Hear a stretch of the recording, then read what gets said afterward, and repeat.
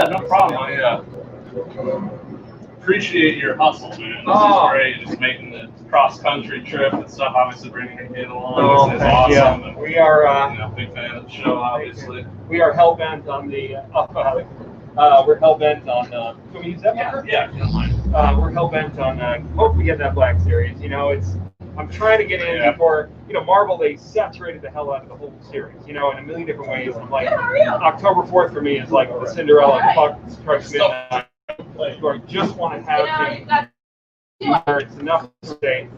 Be able to at least have them, Yeah, something. But a pop figure, those they're expanding that out a bit, something. But it drives me crazy because literally, Blue Snaggletooth, Amonamon, Barada, Scream Face. Yeah. They literally had like less screen time, Sure. So that's just the ultimate dream. The whole bounty hunter group in Empire, they're on the screen literally for 3 seconds. They're legendary figures, So. The comic book Star Wars Bounty Hunters, they want to get in. They got that one. Yeah, so after issue number 10, Ethan Sachs is really hell bent on getting. He actually tweeted Row and I, right? Yeah, he tweeted about a week ago, and he was just like, we're going to try our darndest, and we want to get him in there, But he emailed me privately too. He emailed me 3 months ago. I'd like to believe, because I can't say yes or no, but he would say. Luckily, the weather hits. I'd like to say 3 months past that he would have said, hey, I can't do it for X, Y, Z, and he hasn't. So I'm just hell bent. If we do it, we're going to order 1,500 copies so I can get the variant. They have an artist of the variant, and order 1,500. And then we look at them do it on the tour. No. If you could put the guild line on there. Yeah, sure. Yeah. It was pouring earlier. Oh my God. Yeah. I saw you did the Field of Dreams yesterday. That's awesome. I've always wanted to go. Kevin got me out to Can I take some pictures? I just want to take Los pictures. Angeles because I was one of my first feature bits was For Love of the Game. Okay. Yeah. Great movie. And we were at Yankee Stadium for 2 months. And Augie Burrito coached him at Cal State.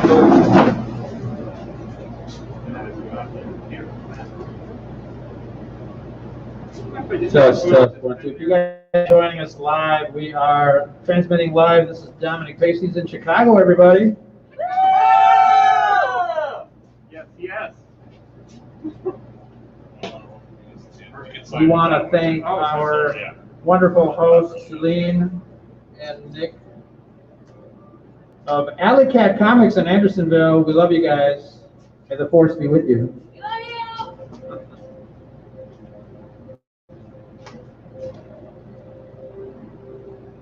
I see some Scuttle buddies in the chat. Matt Vader, what's up? Charlie Skywalker, Cam Ray, Vader's girl, thank you for the sub.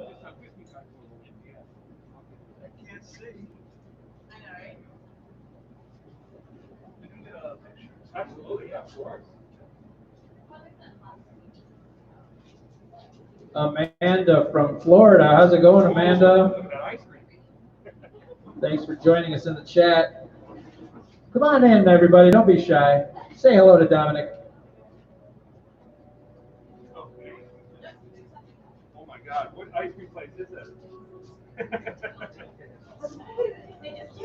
Yeah, oh my God, that looks amazing.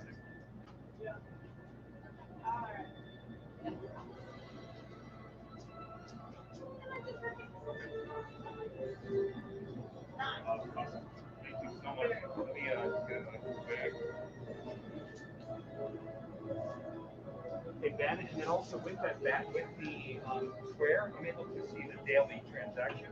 So I'll be able to get that number for the store owner. Actually, I have a plastic for this. Oh, you do? Okay. Dry a second. Okay, that's correct. Okay, perfect. Yeah, these pens are great. They are, yeah. And it's funny because, like, I'm doing it. You're like, you don't know, sometimes at 15, like, 100 is kind of are right there. Charlie, surprise for you, Charlie. Yeah, it's a. I don't know what it is, but Marby, M-A-R-B. it's so. Or whatever, and they're putting officer, they're great. Yeah, I like And no, Ron has not been kicked out yet. He's working on that. That punch is really hard. Yeah. Thank you very much. Appreciate it. Thanks for coming Nice out. meeting you. Oh, wow. Look at that. Gorgeous. Wow. We got some Mandos and a Dark Lord showing up to ScarifCon. Here we go. Check that out, guys. Thank you to the 501st and the Mando Mercs for showing up, for making sure that the area is secure.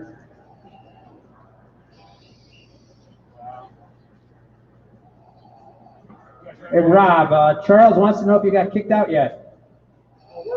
Yeah, let's see. I told you, he's working on it. Hashtag, what's Rob drinking?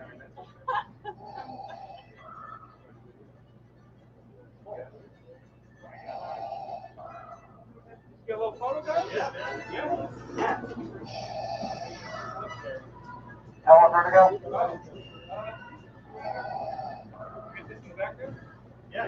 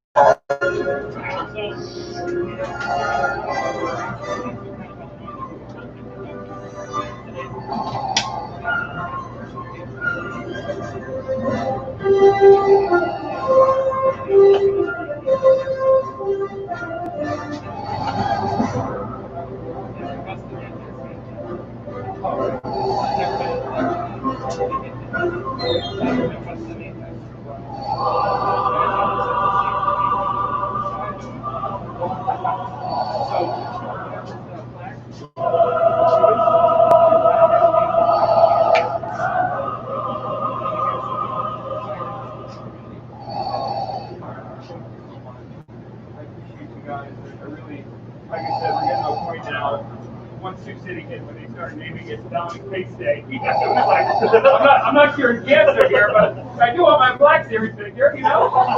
But okay, I'll take it, you know.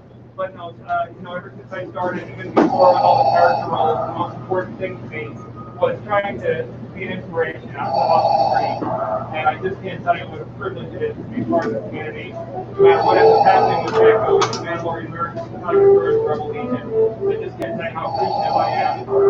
You guys get that joy so many times where you put a smile on a kid's face. The fact that I'm able to be a small ambassador to that, to be able to make these kids happy and also those who need throughout our community, it's just more than I can imagine throughout my entire career. And ironically, something really something that's something in acting actually. I'm just so grateful and so honored to be part of the franchise. It's an honor to be part of you guys. So thank you so much. We appreciate it.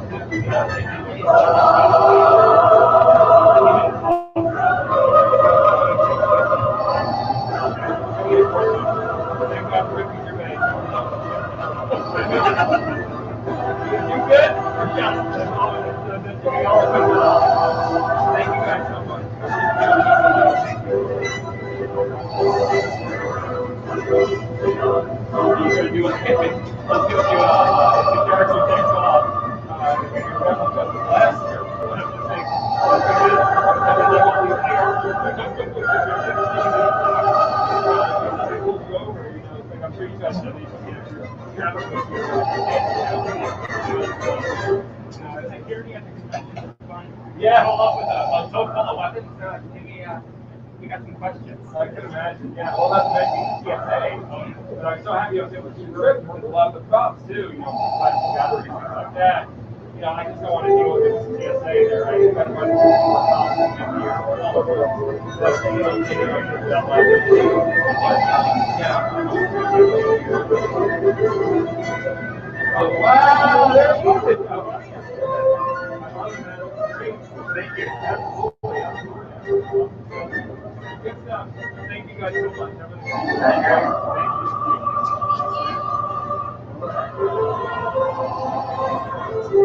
Dominic, let's take a look at this tattoo. Yeah, absolutely. Thank you. Dan, where do you have it there? It's on the chin? Yep. Oh my God. Oh, gorgeous. Wow. Amazing. We gotta get I gotta get down on the we gotta get down maybe on one knee. Yeah, maybe take some pictures. Absolutely. Maybe we'll Facebook. Yeah, that's fine. Yeah. No problem. Oh my God. It's such an honor to finally meet you, man. Oh my God. Oh my God, this is so great. This is so great, man. It's so awesome. Oh my God. This is so awesome. Then you want to get down on one knee on both sides so we can stand up and get on this side? Yeah. So you mind to have my camera? And then maybe you can get lower there as well. Thank you.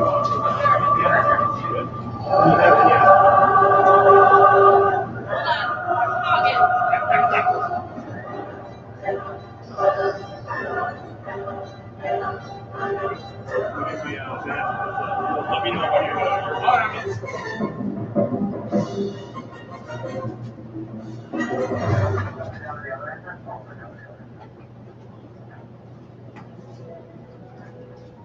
Alright, so I got a couple where you're included headlines, that's for slow start. You got them right. Awesome. Hey, man, it's just an honor to meet you, man. You're out of Put down the alley, man. We're having fun, man. We're having a great time. Like I said, we're hoping we get Gecko to Dengar's hotel. Hey, can I get a picture of you standing in the alley? No, see, we need to get Dengar to Gecko level status, because Gecko's up there, man.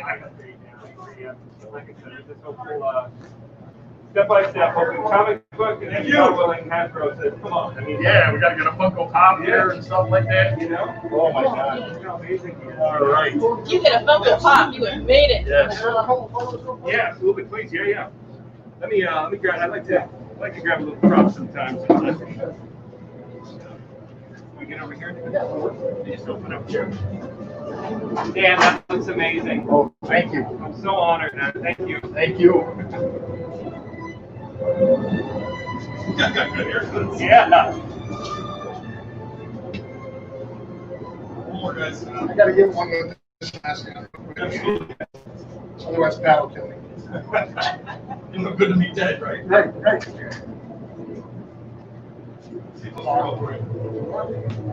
Rob, is this a surprise for them? No, I already posted. I said it to them. How are you, sir? I'm doing great, man. Hey, man. I'm loving I love that shirt. Yeah. That wasn't my first choice when I left. I'm like, you know what? Yeah. This is actually It's like a Funko Panda. yeah, no, I love it. Yeah. My wife found this the other day. Like Nixon, the Boba Fett Nixon. Like, I know. You know what? When I was at Celebration, I won last year, and it was so hard. I was talking. you went to Chicago? I went to Chicago. Me too. Yeah, but I Good time. couldn't. Please, I even went down to a benefit summer at DCC. Yeah. I couldn't say a word. Even the 501st, they were just like, we can't even announce you, you know. And I was like, okay, no worries. I just want to get to know everyone, Sure. you know, and really obviously start branding the characters, of course. But man, oh man, it was just really one of those things where Can you check the framing? I'm going to turn it for both of us. Yep. Yeah. I mean, I'll tilt it down. Yeah, so there was the designer that was there. And Yeah, like, I did. Well, if you're gonna swivel, or I can move over. If you ever consider branding, you know, with the box there. You know, Yeah. I think it's sweet. Yeah, I think the master. I think everything goes. So I appreciate it. I'd like to believe I got David John's blessing. Every now and then, my makeup artist who did it for me, he'll like put a thumbs up on Instagram, but nothing more than that. You know, it's just, so it's just one of those things to where I think we're branding it pretty damn well, but I just want to hopefully take that next level. You know, being parts of all the groups that I'm in, I run a lot of the groups. Yeah, Facebook's a huge outlet, and you know, from when the first time I met you to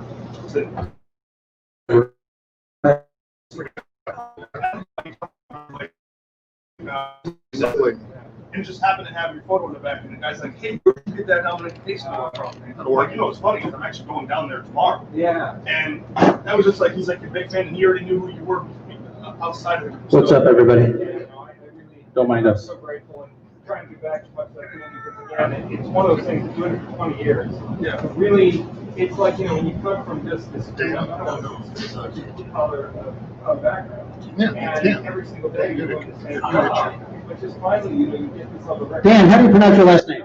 Dudditch. Yes. This is like, this is legit. Yeah. You're part of Star Wars. No, that's history for most of us today. Yeah. Framey, how's it going? Hello from Chicago. And thanks for stopping by. Just going to do a quick little shout out to Alley Cat Comics here in Andersonville in Chicago. They have been fantastic through and through. I want to thank the 501st, WSTR, Galactic Public Access, for bringing the Mando Mercs. It's been fantastic. The bus has like it has really good definition as well. And we got Dan that just arrived a couple of minutes ago. He has an amazing tattoo. We'll post. Like I said, I'm all set to get. The guy's gonna ink it tomorrow when you sign it. Rob, how's it going? It's going good, bro. How about yourself, man? God, this is just. Ooh, my level seems low. There we go. How do we do that, Dan? Heather? Yeah. Oh yeah, that is Heather. Hey Heather. Heather's taking some pictures of some Mandos on Clark Street in Chicago. Yes, one was waiting for a transport. Ah. It didn't blow up with Chewie in it, did it? Not so much. Okay. You know, good. one of those. We were worried about whether Heather was going to make it here today. She was pinned by her cat earlier. A little touch and go. So I just want to say hello to everybody in the chat. Rural Farm Boy. Okay, so. Charles. Charles, did you see what we just posted? Really cool. Michael. Who else is in here? 2med2. Framey. Framey or Frammy? I think Framey. Framey? Yeah, Frank and Amy? Framey. Yeah. Okay. So we're here at Alley Cat Comics, having a good time. It was pouring earlier today, and we thought that was going to be a disaster. Got a nice breeze back there Yeah, now. it's beautiful. Nick's the guy who did the tattoo. Dominic and son is busy doing their thing over there. We're going to talk to them a little bit later on, and maybe we can get Dan over here too to talk about his tattoo. Yeah. That'd be fantastic. But anybody else have a Star Wars tattoo, or not specifically? I guess everybody has a Star Wars tattoo. I'm way behind the line here. Heather, what type of tattoo should I have and where? Don't answer that. And how much are the coins? 20. Okay. I think I need an Imperial cog somewhere. But yeah, around the nipple. It's a kid's show. Everyone's got nipples. Everybody's got them. Yeah. We got Nick and one to Mark. Mark's the guy. Not everybody uses them though. Why? How did we get stuck talking about nipples? Yeah, you're welcome. Exactly. So again, a little shout out to Alley Cat Comics, Nick and Celine Dion. I know. It's a hard life. Pronunciation. Yeah. What else is going on, Rob? I don't know. I'm just hoping Cam Ray shows up in the chat to start correcting your grammar. Yeah, right. All right. So we just, again, quick shout out. Again, I just can't say it enough. Alley Cat Comics has been fantastic during ScarifCon 2019 and ScarifCon 2020, and it has been a great home base for our little get-togethers once a year. We might, maybe next year, somebody said in the fall, just so we don't have to battle with the elements. But, it's Chicago. I was going to say, it's Chicago. Yeah. There's no. We get all 5 seasons in one day sometimes. 5, yes, construction is a season in Chicago. Awesome. Who else would you like to give a shout out to, Rob? Yeah, who else do we have in chat? All the usual suspects. I see Matt Bader 74 on there. What's up, Matt Vader? Good to see some 74? representation from the Salty Nerd podcast. Yes, sir. And I think are the Mandos out there? They're out there. Oh, here comes Heather, here comes Heather. I think everyone's favorite Jawa. Heather needs to sit down and talk for a while. Oh gosh, that sounds like a terrible idea. What do I always? I can stand. It's 50 there plus, I don't know what you charge me. Yeah, it's 175 total. Are you okay if I take my mask? I am. You have to ask permission nowadays. This is true. This is true. So what's been going on with WSTR?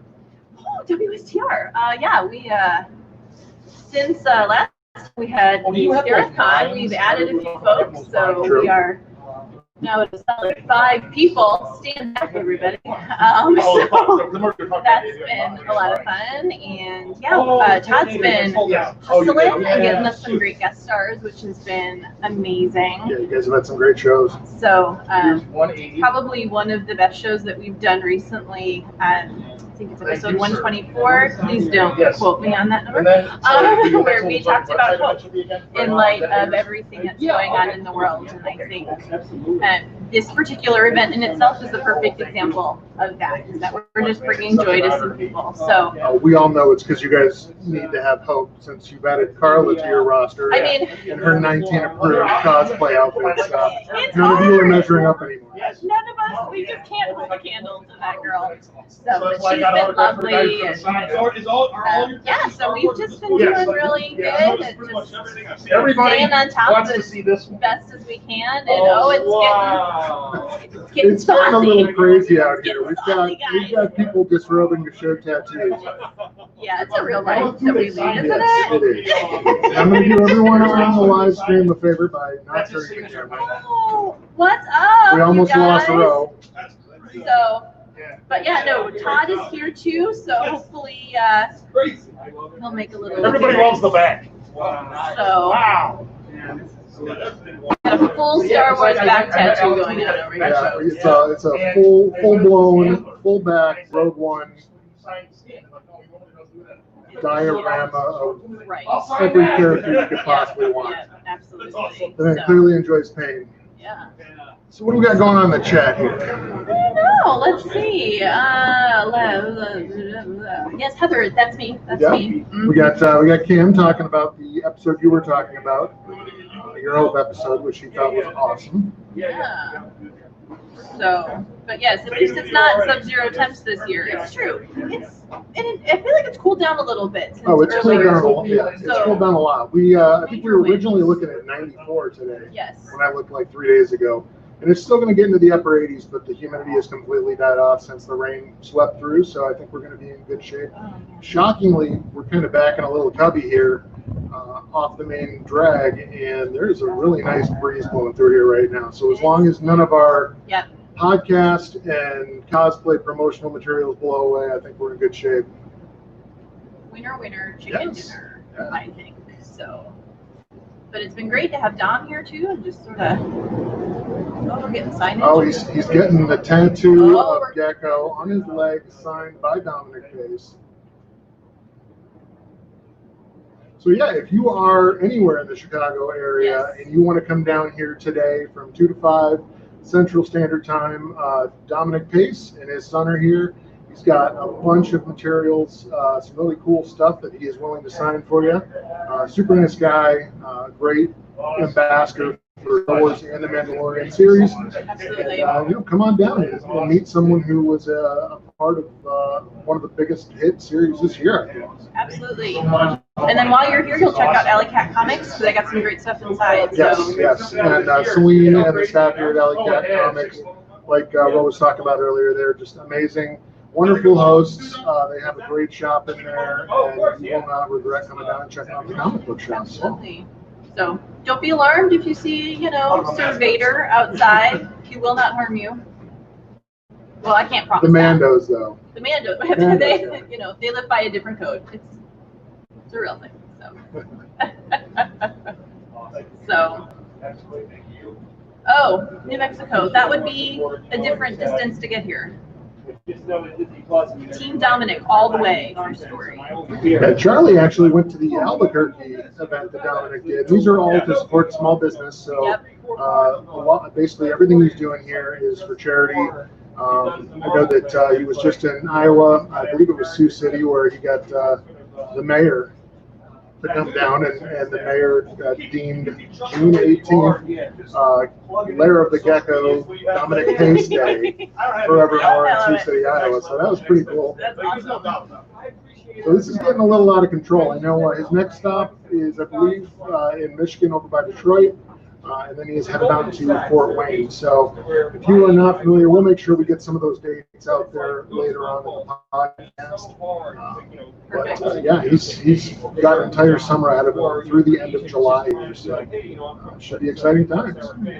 Absolutely. I agree. Yeah, Dan doesn't move. I've got the entire schedule right here on the back of his t-shirt. Oh. Yeah, there we go. Right on. Here we go. Dearborn Heights, Michigan, South Bend, Indiana, and 20th and 21st. Yep. In Dearborn Heights, Michigan, the 24th through the 25th in South Bend, Indiana, and then the 27th in Chattanooga, Tennessee. So if you're anywhere on that path, definitely find out where he's going to be showing up in your local area and go out and give some of your patronage to your local comic book shop and check out Dominic. So. Absolutely. Absolutely. We just do a green flag. Right, what else going on? I don't know. Here. Surprisingly, ahead of years. Everyone's on Google Maps apparently, doing the whole, how far away am I? It looks like he's added some dates since those t-shirts got printed. I know Cam Ray there is saying that he's going to be down in Florida, in his neck of the woods in Jacksonville later on. But he's going to be working. So Cam, I think you need to talk to your boss. Yeah. Have this little adventure. We're going to explore at Disney World. Right. All right, so we're going to go ahead. Yeah, there could be a sick day in Cam's future. It's hard to know. All right, we're going to go ahead and switch the camera back over to Dominic and the stuff that's going on around him, and we're just going to let that ride for a little bit, and we will be back a little later to talk to some of the other guests. Lightsaber, if you have time to do it. Oh, maybe.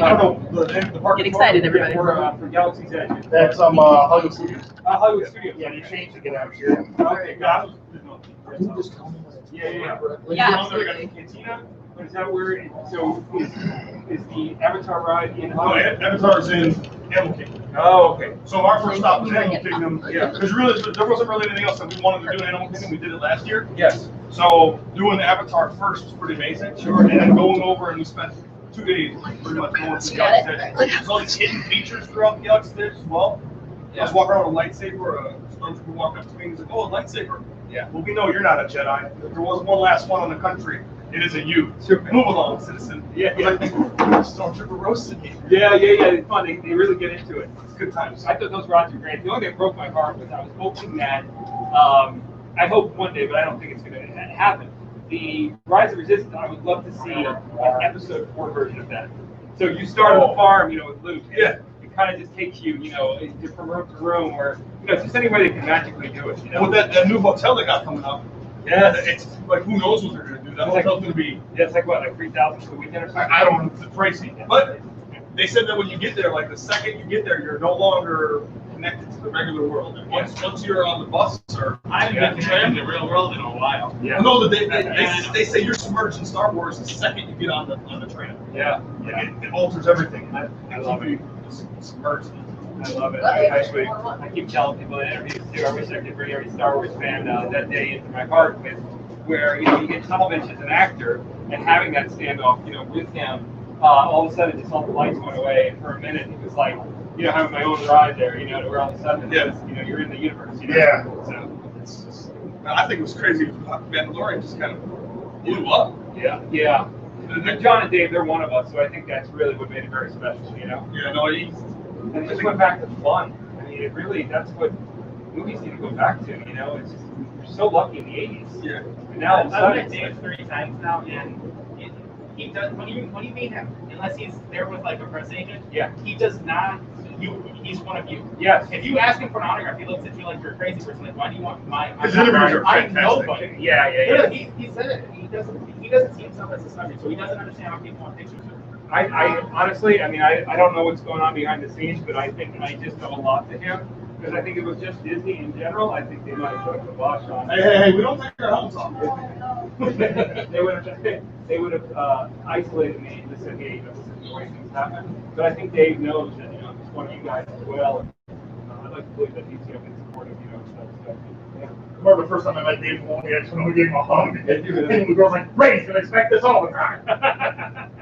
Awesome, yeah. Where'd you meet him there? I met him at Celebration. Oh, okay. Yeah. Chicago or? No, this was Orlando.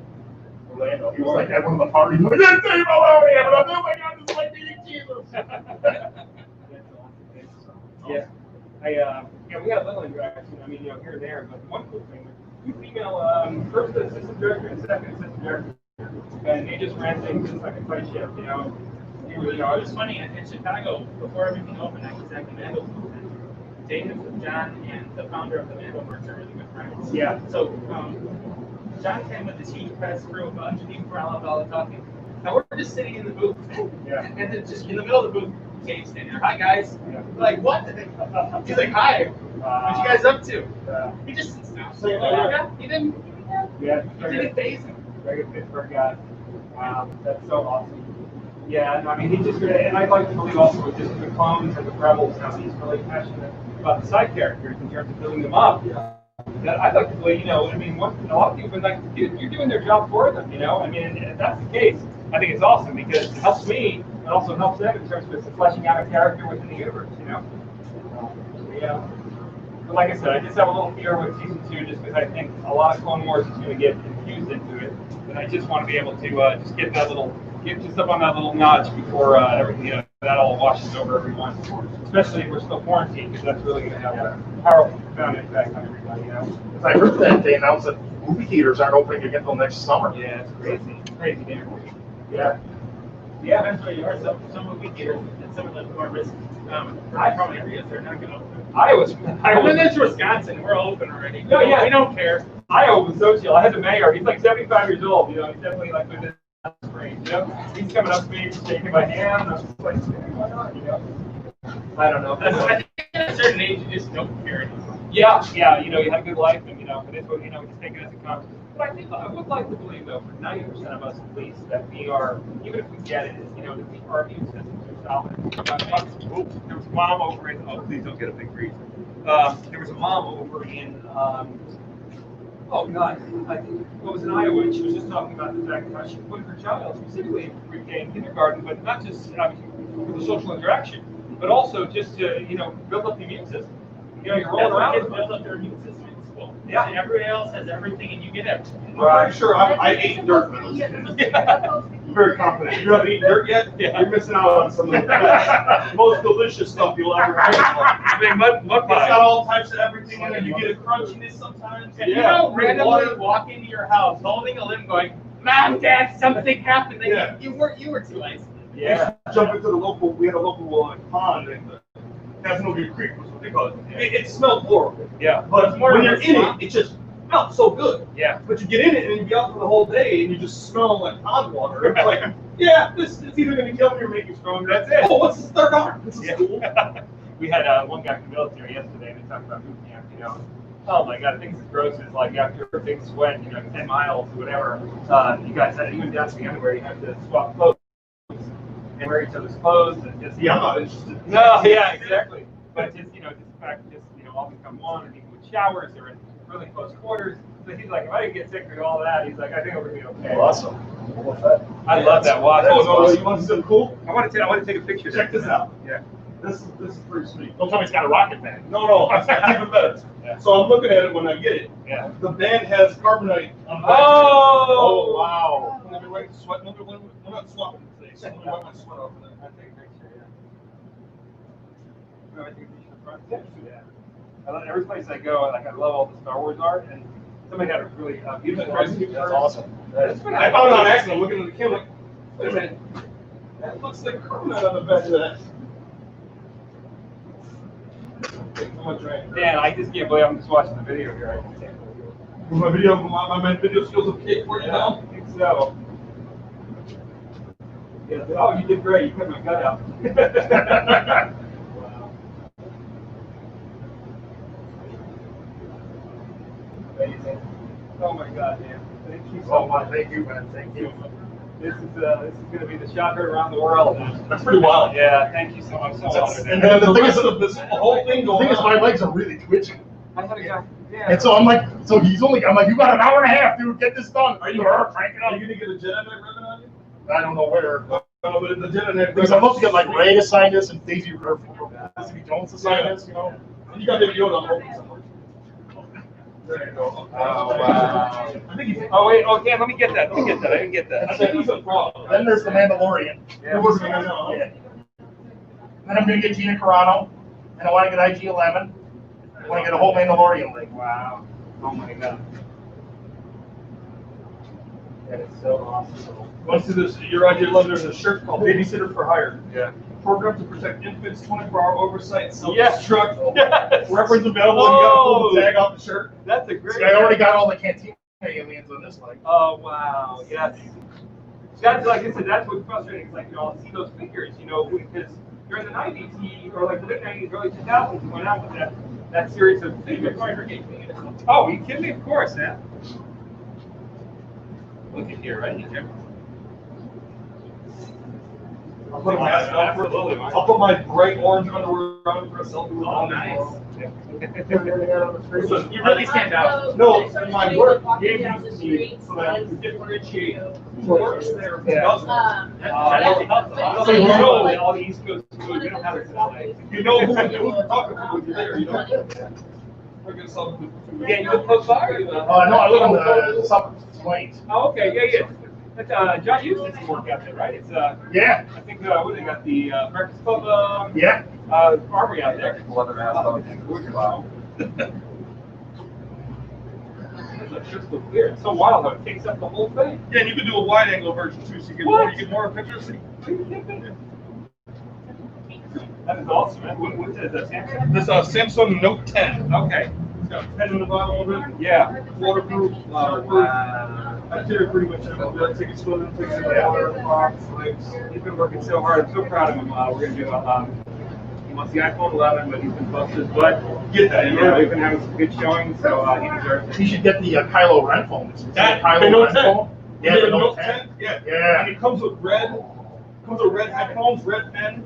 Yeah. All custom, Yeah. custom Star Wars boot up sounds. It's got Kylo Ren Yes. logo pops up. But it's about, God, how much, it's over a And grand. it's like $1,600. Yeah. Oh, Jesus. Yeah.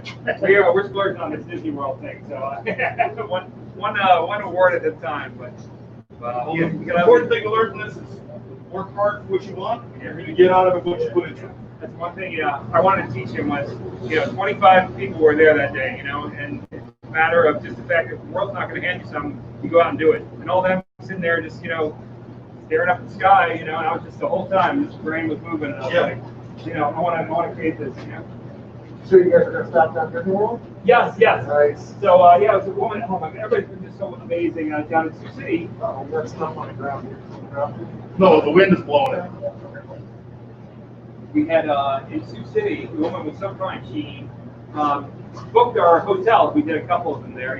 Just like I said, they're normally not the average price we pay for a night at the hotel, but we just want to celebrate. That'll kind of be. I have maybe 4 stops on the way back, but once I hit Miami with 2 stops, more or less, I'm kind of done. We got to get back to school at some point. So I know school's ready to get back to that. Yeah. My son's in the same boat, and they're gonna be studying about it. I had a few cons hit me up for the fall. Just small, mid-level ones, and I'm sure it doesn't have to go through all the hoops in terms of the liability. But yeah, there's one in Michigan, and then there's one in Tennessee. So I hit that up, but I just really, it just started with this Marvel comic. I just wish he'd give me a hard issue date, because I really want, once season 2 starts, I want to be able to plug that. Otherwise, I just want to You're gonna be in the Marvel comic? Yeah, Star Wars Bounty Hunter, Ethan Sachs. Okay. He actually tweeted Roe the other day too. He's really helped out. He loves getting and I don't think there's going to be too much red tape for getting him in there. But he just said he established a lot in the comic before issue number 10. He did a lot before for last year. But he's gonna after issue number 10, he wants to get me in there. So. Oh, awesome. Yeah, and so what I want to do is I'm going to order 1,500 copies. Oh, and you can sell on your website. Well, that, but also you can request a variant. Oh, really? You can request a variant, and they'll make the design for you and print them up if you do over X amount of copies. Okay, I'll take both. Thank you, Dan. Appreciate you so much. Thank you.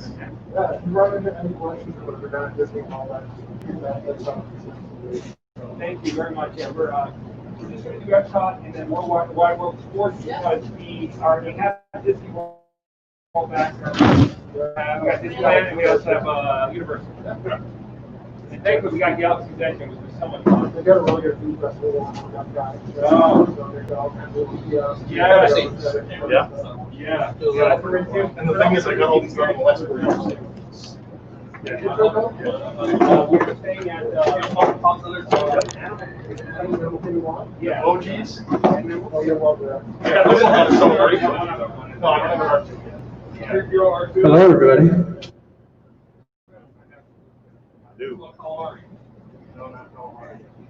It's muy caliente.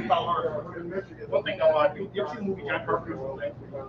I did, but it was a long. Okay. Because the thing is, Thank you guys for sticking in the chat, whoever's stuck in the chat. I know sometimes we get distracted by shiny things, and there's a lot of Mandalorians and Darth Vaders here, and they're really shiny. And there's dancing. And there's dancing. Yes, there is dancing. I'll post that later, that video later, but there was dancing. Yeah. Oh, how much are these? Just that 25 is fine. So I got Todd here, Mr. T to the I to the quadruple Z. Z quadruple Z, yeah. Excellent. Like one Z, two Z's, it's not enough. Not enough, man. I got four Z's. I know. You know, when my last name is Gazga, yeah. and I feel so inadequate, I'm going to change it to G-A. Gazga. So that's going to work. But how you doing, bud? Good, man. Thanks for being here. It's not cold. No, it's not cold, and hopefully no garbage guy's going to go by. Yeah. You know, like, That guy was the best. He was the best. We got to find out who that was. Heather, thank you very much for keeping the fort up with Rob here Yes, please. a little earlier. And we are sitting here in the patio once again of Alley Cat Comics. Yes. And it was raining earlier, but It's a torrential downpour, but now we're good. We're good. Dominic is over there doing his thing, signing some autographs. I just didn't have a dog that shedded like a Shetland pony. What'd you think of that tattoo? It's pretty nice. Yeah. Very Wow. nice. Yeah. Literally, this shirt stayed in the bag until just Yes. before I put it on. Oh, there's Celine. Hey, Celine. Heather already shamed me. He's like, you got to step up your game. Who's selling these shirts? Yeah, he was. Yes, yeah. So just so you know, those Dominic Pace Bounty Hunter Gecko T-shirts, all proceeds, whoever bought one of those, all proceeds are going to the Chicago Food Depository, and charity that helps out a lot of people, especially now with our COVID situation. Yeah, everything going on. People losing their jobs or getting furloughed, they help out a lot of families in need. So thank you very much. Whoever had purchased those Gecko tour shirts, say that 10 times. So, Todd, let me know what's going on here today. What do you? We're at the ScarifCon 2020. Yeah. I heard about that. I've heard about that. Yeah. That's a lot different than our first ScarifCon. It is. Yeah. It is. You know, we got to flex. We got to change things up a little bit. And thank you guys for coming by. And we got some video earlier of Vader. Who is Vader? Tell me, who's behind the mask? I can't. That is true. Why did I ask? You know it's Anakin Skywalker. It is Anakin Skywalker. We got a couple of Mandos out there as well, walking the streets of Chicago. Yeah. Helping out, making sure that the streets of Chicago are safe. Now that would be awesome. I would see Disney Plus. I would see a series on that. Mandos patrolling Chicago. I think the mayor would want some Mandos. Yeah. Trevor Beast, thank you very much. Yeah, somebody else said that they liked my hat. I think I got it on Amazon. Oh. You can get everything on Amazon, can't you? Yes, that's right. Yeah. That's right. But yeah. Even if you did it, just say Amazon. Amazon, yeah. ScarifCon, where? Amazon. Where's ScarifCon? I wish we were sponsored. I wish we were sponsored by Amazon. Well, I don't know. But I will say thank you very much to our patrons. The Scarif Scuttle Buddies have allowed ScarifCon to happen this year with the help of the support. Yeah, that's awesome. We were able to accommodate Dominic as he drove in from Iowa. And I hope that everybody has been seeing all the great things that Dominic has been. Where's the mayor today? What was that? Where's the mayor today? Exactly. No, that's super awesome. We're so grateful for Dominic and coming out. It's been good. It's been really good. And nice breeze coming by. Right. Yeah. What's up, Rob? What is Rob doing? The wind is taking most of our stuff. The Chicago Windy City, It's living up to its name. That's right, yeah. But it's all about product placements. Exactly. Yeah. Well, it's been placed all over the ground. Right, right. Yeah, exactly. You have more than that for sale? In Florida, I haven't, but if you place an order online. But so what's going on with you? What's going on with Scarif Scuttlebutt? Scarif Scuttlebutt, we're just having fun talking Star Wars. We just finished a couple of episodes. We dropped some things, but one of the things that I love doing with the podcast, I will speak for Brad and Alex and myself. Alex of the Salty Nerd podcast fame. Because one podcast is not podcast is not enough. He does that, and then he'll help us out. Yeah. I mean, you should know. I know, I have two. You got two podcasts, but it's been an amazing first year because we got to meet each other. That's amazing enough. Yeah, same city. I'm like, hey, wait a minute. We're 6 feet away from Dominic Pace. We are 6 feet. But the collaboration between fans, the collaboration between podcasters has been fantastic. Yes, I would totally agree too. It's a cheesy line, but in The Rise of Skywalker, when all the ships show up, it's like, where did this army come from? And they're just like, it's just people. And I think that's what makes Star Wars so much fun. It's just people. You can't tell, but I'm getting really emotional under my COVID mask. Yeah, no, I think that's what is really awesome about Star Wars is that you have that opportunity to do things. And it's just people. Like, you make those connections and you have that commonality, which is that first step into a much larger world. You see what I did there? Wow, I see. That was fantastic. Todd, that was great. Yeah. So I think that's what makes Star Wars so fun is that everyone has their own opinions on it, and I think with podcasting too is I feel like you have enough there to really kind of talk about and digest, and everyone has there's a lot of different nooks in Star Wars fandom and any kind of geek fandom. There's so many different nooks, and I think that's really cool. Like, some people are just strictly movies, which is fine. Some people are into books. Some people are, into cosplay and all this kind of stuff. So there's all these different little nooks that make it fun. Absolutely. And then I like finding out not only how they got into Star Wars, but then what is that thing that drives you? That kind of keeps that kid going. I think that's really, really fun. Fantastic. Yeah, I totally agree. Somebody in the chat said, Frank and Amy said that Chicago seems to be the mecca of Star Wars fandom. And I think we're gonna have to qualify the rest of Red 5 Network to just move to Chicago because this is where it's at. You know what? Get those other guys too from Beyond the Blast Doors Network. Everybody come to Chicago. The more the merrier. That would be awesome. Yeah, I think it's wherever your heart is, right? Oh yeah. Yeah. So, but I mean, I'm glad we're in Chicago. Glad to represent. Absolutely, really enjoy meeting more people. That's the cool thing about the Bird app. You can find different people on there, which is a lot of fun too. It's awesome. Yeah. A lot of happy things happening over there by Dominic's table. It's Katina time, man. That's awesome. But and hopefully you guys have been following Dominic's trips. Dominic, you just came back from Iowa? Yeah, Sioux City and Fort Dodge. Oh, Sioux City and Fort Dodge. And he played on the Field of Dreams. Field of Dreams, yeah. There's Darth Vader. How hard you get in, I know how to get out. But yeah, it's been a fantastic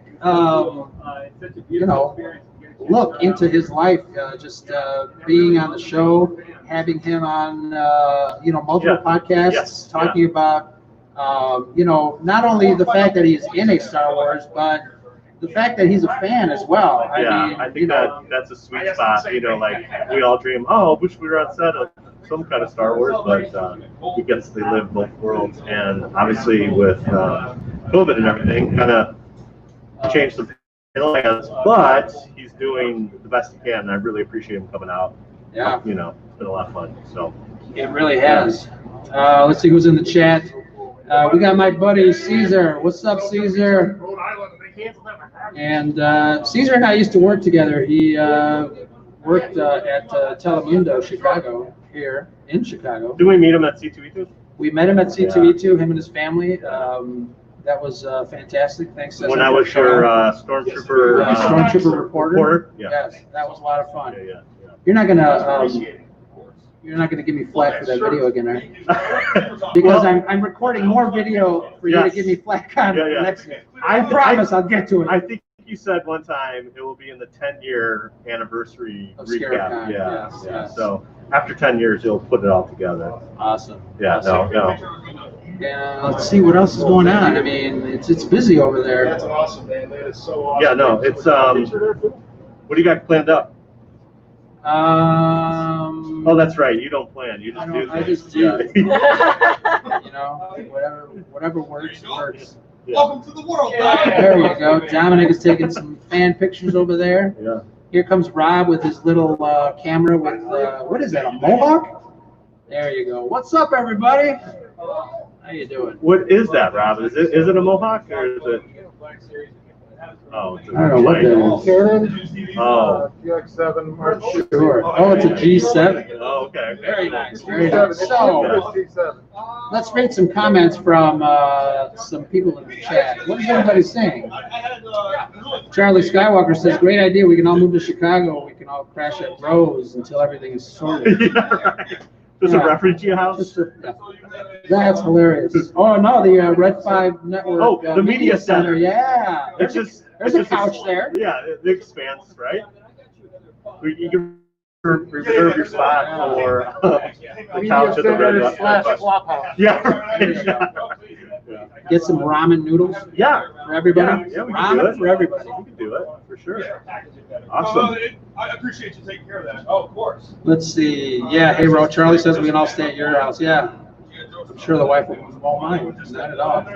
So, again, belated birthday to Cam Ray. His birthday yesterday, was it? Yeah. Happy birthday to you. Oh, no. Don't No sing. singing? Don't sing. Okay. Let's not do that. Let's let's get what's his name again? Dan. Let's get him on here. Well, he's He's exchanging nerd information. I think Dominic, did you just sign his leg? Yes. He did. He's gonna get that. Oh, nice. Very nice. Very nice. Unbelievable. I'm so grateful. Yeah. So never in a million years would you say, "Hey, one day." Can you sign my leg? No, somebody's gonna tattoo my face. I say that all the time. Yeah. I'm still waiting for Heather to tattoo my face on her bicep. Oh, right. There. What about Rob? Rob, there you go. Yeah. Right.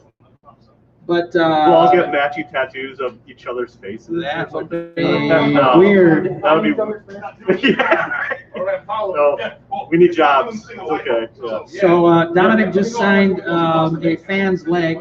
He's got a really awesome tattoo of gecko on his leg. Yeah. That's very cool. Yeah. You got some ink too. I got a little ink. Yeah. That is awesome. Yeah. No. 10 years of pain, but it's all good. It's all 10 good. years. No, yeah. I think one of the things especially is like I just like when I committed to doing that, like I'm really wearing not yours. little critic. I wear Star Wars on my sleeve all the time. Sure, literally. I'm on brand all the time. So. Yeah. But yeah, no, it's definitely a commitment, but I definitely appreciate that. What was your first tattoo? First tattoo is actually a Roman cross that kind of has a little arborvitae in it because I didn't know if I was going to get a Star Wars tattoo, so I put my initials in the cross. So kind of a little faith thing for me. Romans 12:12. Be joyful, hope, patient in affliction, faithful in prayer. It's kind of my like life verse, and so that was my first tattoo. And then it's like, you know what, I could do this, and so I got a lightsaber. Yeah, every And then week, it was update your travels on the site. it was downhill from there, man. It's kind of like getting that first Star Wars T-shirt, and then you're just like, you know what? I need a couple more in black, maybe dark gray. I don't know.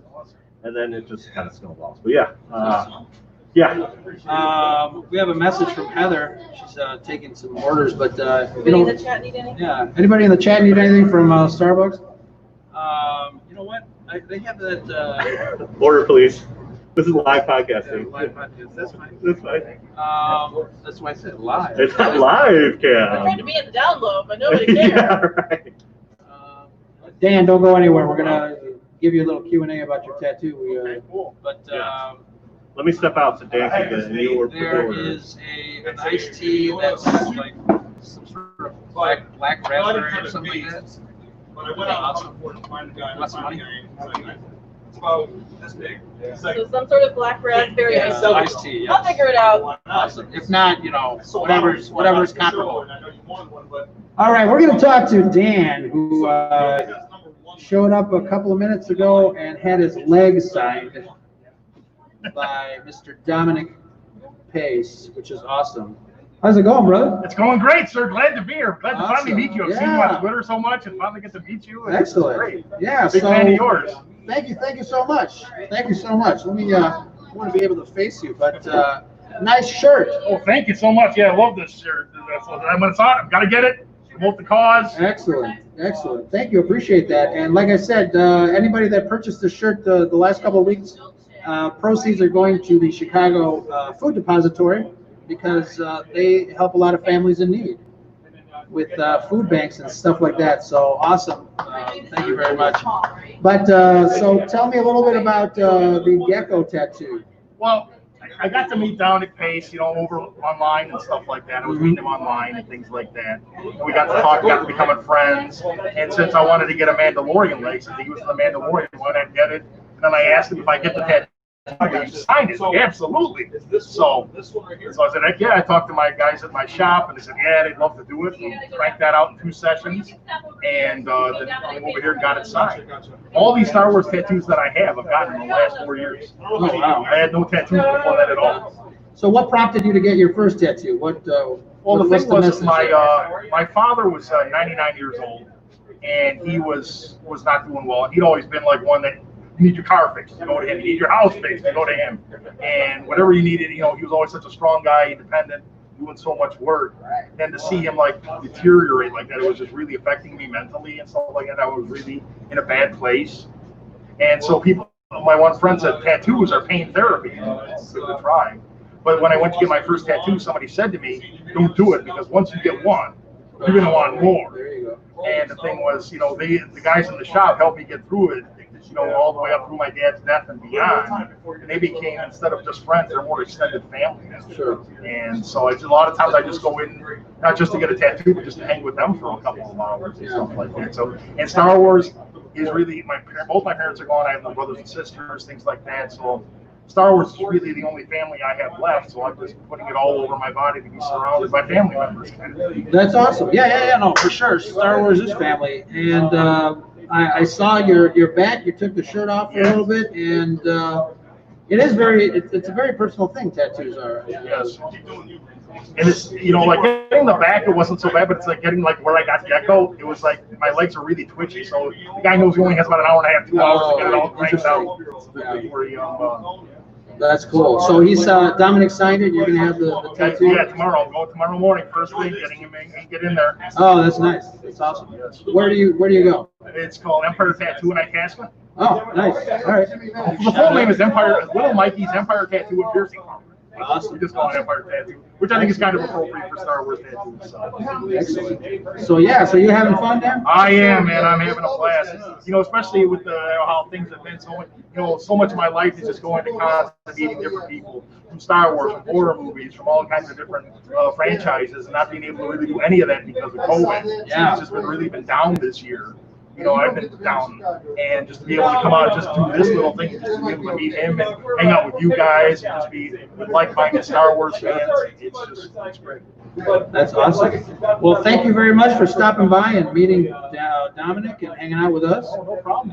Don't go way too far. We're gonna continue just to kind of hang out. Hey, Jimmy Mack is in town. Yeah, Jimmy Mack! Jimmy Mack from Rebel Force Radio and the rest of the crew. What's up, man? How you doing? So yeah, Dominic is having fun. It's awesome. Awesome. Thank you so much for having me. Yeah, no problem. We are gonna switch the camera over to Dominic, and we'll be back after these messages. There's no messages. Nobody's sponsoring us.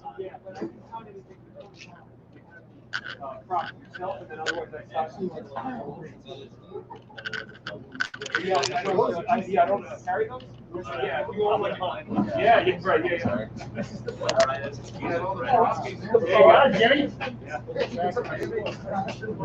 What is the delicious aroma, man? Bro, are we eating next door? Because this aroma is amazing. I said, are we eating next door? Because the aroma is amazing. All over the place. Yeah. This is an ice cream shop. Oh. It's an ice cream shop. There's a restaurant down there, and across the street. You can't go wrong in this neighborhood. That's what I'm saying. Yeah. Yeah, it's 3D printed. I didn't take you up on your helmet, though. And these are 2D. Yeah. I know, we're not harder on that. Sure, yeah, it's just 15 there. Well, good for you at the ring. Thank you so much. Yeah, have to take a picture of you guys too, no charge. We are, we're the Babu Shirts. Oh! Our flight chief. Oh, very cool. Yeah. I'm Brian, I'm the one that every time. Yeah. I know we're live. I appreciate you guys so much, and then our farm, and I just really, I can't tell you how many emails I've been getting from that podcast. I just can't believe it. And like you said, just every time that happens, I just think, you know, Dave and John are tuning in, you know. I'd like to believe they're probably very supportive. Disney usually has a pretty strong hold, you know, tight stronghold on everything, especially this kind of marketing. Yeah. And I just like to believe that everybody, you know, on. And also previously, it's just the spirit of, you know, The Mandos and Vader on the way in. and for the character and for the show. Yeah, that was cool. Mandos and Vader.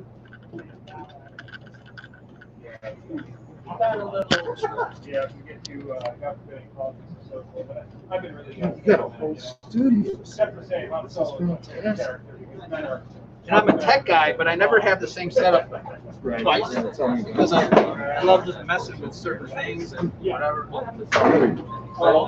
We're live. We are live. Hey. Awesome. Rob, turn around. Last year we were here, it was freaking freezing. We were live. This guy. Yeah, it's the same. I think it's the same guy. Rolls a garbage out while doing our thing. And Yeah.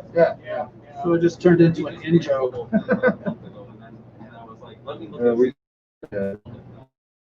All right, everybody in the chat, we are live again.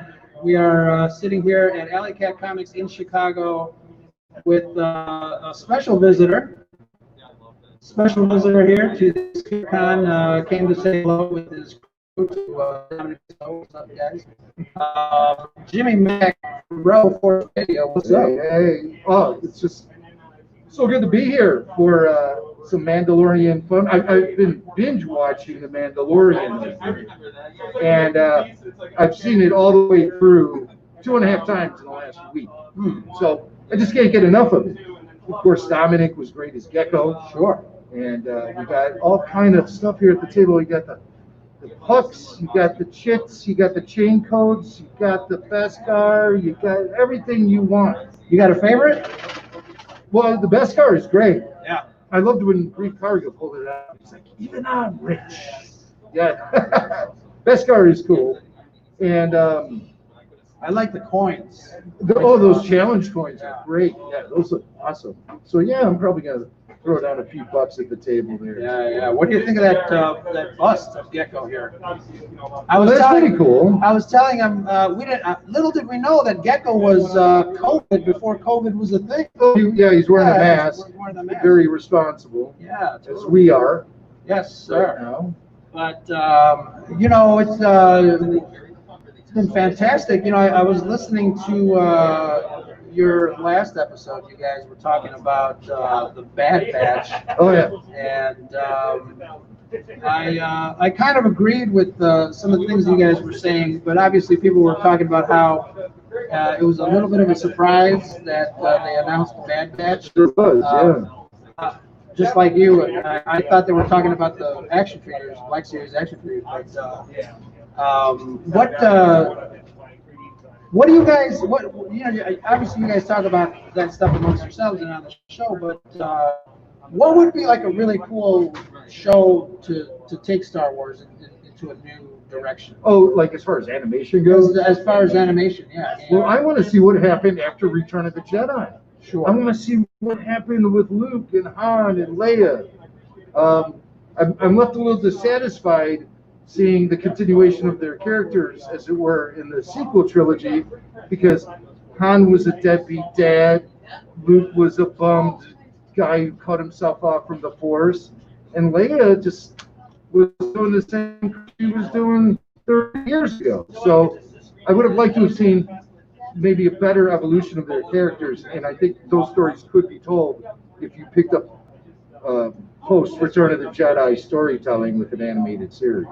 And I think that would be a great way to do it. Obviously, the actors are up there in age, and some are gone, and animation, I think it would be a really great way to do it. Yeah. Oh, wow. Imagine getting Harrison Ford to voice Han Solo in an animated series. I bet he would do it. You think so? Yeah. Especially if you back up the correct amount of Brinks trucks to each driveway. Exactly. But it would be worth it, I think. And I think Harrison would enjoy it too. I think so too. I mean, we can get the whole bunch back in there. Heather is distributing drinks. Oh, Darth Vader's here. And Matt, the radar technician. Hi. What's up? Yeah. That's cool. a Rebel. And there's a Mandalorian trooper there. That's really, and his chest plate has yes, LED light effects. That's awesome. That is cool. So this is a real Star Wars party. And we had no Star Wars celebration this year. This is our own little Star Wars celebration in lieu of Scarif Con. There's another Mandalorian there. She looks like she's sort of a medieval Mandalorian. That is true. That's cool. Oh, and there's another one. Oh my God. Spilling in left and right, all these Mandalorians. I was just talking to Todd. Would you watch an animated series or even a live-action series where Mandalorians patrolling the streets of Chicago for justice? What do you think about that? I don't think so. I prefer my adventure happened a long time ago in a galaxy far, far away from the state of Illinois. But yeah. Oh, look! Now there's Cubs. There's Chicago Cubs fans. And spoiler alert, that's Chris Mock. And then we have Chicago Bulls fet. We have Chicago Blackhawks fet. And my favorite, there is Chicago White Sox fet. Carlton fet. We call him. I'm going to turn the camera around. You have to see these guys. More Chicago. A visit from the National full Chicago sports vandal regalia with Darth Vader, too. Darth Vader, north side or south side? Which way do you listen? Oh, no. North side. Was pointing down meaning south or pointing down meaning right here? I don't want to find out. He must be no, thank you. So I mean, but that's an amazing sight right there. And that's a rare appearance by the Bulls fans. You don't see him out in the wild so often. That's true. Yeah. Away so far from the United Center. But, you know, we had the Last Dance, and so now we have Dan. the Fed representation. Yeah, I need to take a picture of this. Awesome. Yeah. Oh, there's my photos. Let's get a shot of this guy. Looks like they're talking about something. Another photo op for the ever popular Mando mashups. Very exciting. Yeah, you're on the north side. I think I recognize the back of that guy's head. What's up? There's Dominic right there. Signing some autographs. I'm narrating my own. Oh, yeah, that's fine. Video. We need narration. So, yeah, that's okay. That's fantastic. It's quite a turnout. It was torrential rain earlier, but that has gone away. We've got some fans hanging out here at Alley Cat Comics in Andersonville. Dominic Pace will be here taking some photos, So, showing off some wares. what do you want to see in season 2 of The Mandalorian? I want to see, I like my Star Wars gritty. Yeah. I like the Rogue One aspect of Star Wars. I like the underground, underworld, criminal, Mandalorian, down and dirty salt of the earth type stories. And that's what I want to see in season 2. Well, specifically, we were left with the threat of Moff Gideon surviving his crash landing, revealing that he has the Darksaber. Sorry. So I anticipate seeing him wielding that in some duel. So let me ask you this. Do you think he is, because I've heard rumors, do you think he is force sensitive? Wow. See, I wouldn't know. Just from what we've been presented so far, you don't have to be force sensitive to wield the Darksaber, although it was a Mandalorian Jedi who first forged that weapon. That is correct. And it's been passed around over the years. And, I anticipate seeing him in battle with the Darksaber and searching for the Mandalorian for revenge. Of course, Baby Yoda is still out there, and everyone wants that little guy. Sure. So that part of the storyline has not been resolved. And I predict that season 2 will end with the Mandalorian passing Baby Yoda off to Ahsoka. That is, I had my suspicions as well. I thought Ahsoka won't be seen until the very last part of the last episode, and leaving it, as a cliffhanger that will leave the rest of us fans just biting our nails to try to figure out what happened. Well, just the whole idea of having to return Baby Yoda back to his old form is sort of how they set it up. Sure. The mystery of Baby Yoda's age, too. He's 50 years old, but he's still an infant. And we know Yoda was 900 years old. Correct. So, yeah, I just read this thing about how puppies age, and they age very rapidly in their first 5 years and then very slowly the rest of their lives. I did not know that. This is actual research that has just been released. And why is he lifting your shirt? Oh, Dan, why are you lifting your shirt? Dan is lifting the shirt. I'm gonna have to get a picture. You got a new tattoo? Oh, look at that! Look at that! Oh my God! His Whoa. go back is Star Wars: A New Hope. That's amazing. That is amazing. I have to take some pictures of that. Look at it. It's covered in steam. But Tattoos, Jimmy? I had just put the Wolfpack tattoo on my shirt. Oh, there you go. Had that done in Star Wars Celebration 6. I go. Actually made that design. And I told him I wanted to get the two of them to design with me. So we had to go through and it had to be released publicly. They couldn't just release it to me as an individual entity. They had to release it for everyone. Wow. And so, which is fine. I mean, I was just happy to get access to the design. It wasn't really readily available at that time. Now you can find it's featured online. Only, it was flag that only presented myself and Jason with at Star Wars Celebration 2010, where he made us members of the Wolfpack, which is his personal circle of Star Wars fans and friends. So me and Swank were the initial inductees in this group. And Steve Sansweet, and then Bonnie Burton, and then that's been it. I think the kibosh was put on it for some reason. We had 15 plaques made, so there's still 11. But maybe he's giving them away in more private ceremonies. I don't know. But that's how that happened. So that's how that tattoo happened. It's the only ink I have, but I'm considering adding to it or maybe getting some more. I need an Imperial cock somewhere. Yeah, Which are, yeah. The Empire is close to my heart for whatever reason. Those are good designs. Talked to my therapist about that one, but So let me ask you a question. Yeah. Okay. Oh, you yes. and me met on the Tony Masano and Friends show, Yes, sir. which is a show that they record out of the Museum of Broadcast History. And so Tony's brought us in a couple of times for Star Wars. Yeah, Star Wars. Why haven't we done one this year? Did we do one this year? Yeah, we did. Yeah, March. Was it? Yeah, it was St. Patrick's Day, but that was last year. So yeah, it's been a while.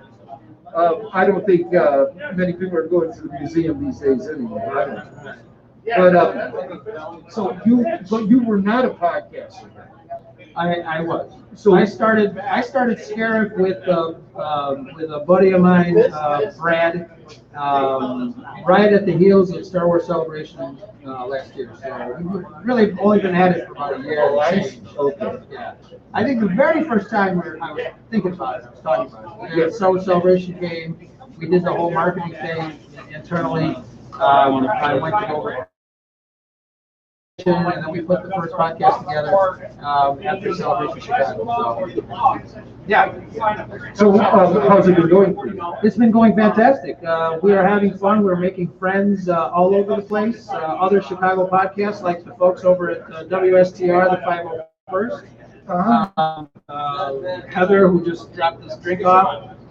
Mr. Jedi Temple Podcast, Rob from Michigan. That's my favorite collector's website, the Jedi Temple Archive. You know, the funny thing is I always get confused with them because we're JTA podcast and they're JT Archive. So completely So are you guys not affiliated? not with each other? affiliated. Not affiliated. Well, you know, I like you both. There you go. I can be your favorite rip-off podcast. Sure, man. Sure. But it's been fantastic. You know, hooking up with other Chicago podcasts like we did last year here at this location and making friends. I created a network of podcasts called Red 5 Network, which, you know, the website has a lot of really awesome people and we're just having fun. Yeah, well, that's what it's all about. I mean, that is what it's all about, is just having fun. And Ask him if he wants to get his stuff here. who's that? Oh, the radar type? That's really Kylo Ren.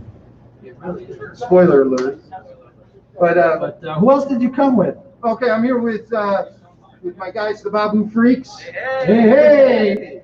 Yeah, so we got Tyler Page, Barry Harmon, Brian Klein, and I'm also here with the Mando Mashups, Sean and Chris and Alfie and who's your buddy? Who's the other guy? Mike. And so they're representing Chicago sports and the Mandalorian. It's not a race, it's a creed. It's a creed. You know, that was a statement they made in that final episode of The Mandalorian. Because it's been debated. It's been debated what makes the Mandalorian, who is a Mandalorian. Does that person have to be from Mandalore? Right. And That opens up a whole can of worms when with Boba Fett. it does, yes. And And Jango Fett specifically. sure. because in season 3 of the Clone Wars, Mandalorian Prime Minister Almec stated that Jango Fett was just a simple bounty hunter, and how he got that armor was beyond that. So it seemed like something was kind of regulated by the Mandalorians. And then they rounded up all their warriors and exiled them to the moon. I think it's called Concord Dawn. And so I think that like they really wanted to take account for every set of armor that was out there as they tried to promote pacifism in their system. But now we're hearing that it kind of takes it all back then, because it seemed like in the old Dark Horse Comics days and the old expanded universe novels, Mandalorian was more of a group as opposed to an individual race. But I don't know. I didn't read much of that Karen Travis stuff. Did you read it, Tyler? No? I bet Brian did. So how are the Mandalorians portrayed in that? I know they have their own language. They seem kind of like Klingons to me almost, in their devotion to war and having their own language that fans then can learn. You know, that's very... It was almost more like the way that they were portrayed in Death Watch on the... Oh, in the books, it's more like Death Watch is. All right, that's interesting. But what I'm wondering, though, is in those Karen Travis novels, were Mandalorians all from the planet Mandalore or the system, or were they just all different kinds of species? The true ones where you could bring in other species and Oh, I stuff see. into the culture. Yeah. So was there a distinction between like the true Mandalorian and then the recruits? Not with the masks on. Not with the masks on, but with masks off, it's. But they didn't do. I mean, they didn't really explain it much, but it seemed like a lot of. I could see where the whole travesty happened when, quote unquote, when they went in Cold Wars and pretty much. Well, nobody can hear you. You have no microphones, and I forgot everything you just said. I was only half listening anyway. But still, you did answer my question. You did answer my question, so thank you.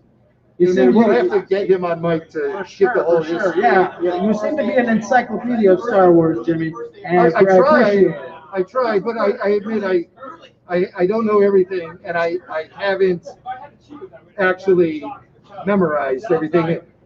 Barry Harmon said something funny to me the other day. He said, "Well, yeah, we were listening to you on that roundtable. It's like, you almost had no idea Saj Ventress died in the novel Dark Disciple." And I'm like, oh, no. And I'm like in the back of my head going, she did? yeah, sometimes like things like that, to me, it's not really an official part of the actual canon unless it happens on screen. So you're on screen is the only thing that matters kind of guy? No, because I've had a lot of experience reading the novels and listening to audiobooks, and I read all the comics still, except Dr. Afra. Sorry, Barry. Barry's like, you should read it. I have boxes filled with Dr. Afra.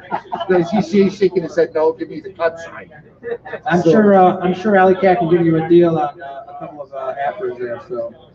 Well, I have the Marvel Unlimited app, so I do, I want to have a complete understanding of the whole mythology, so eventually I'll get around to That's the thing about the Star Wars universe. I think it's so vast. George Lucas created such a vast universe that you just can't contain it. It's got multimedia type of aspirations. Right. So, from the books to the comics, radio dramas,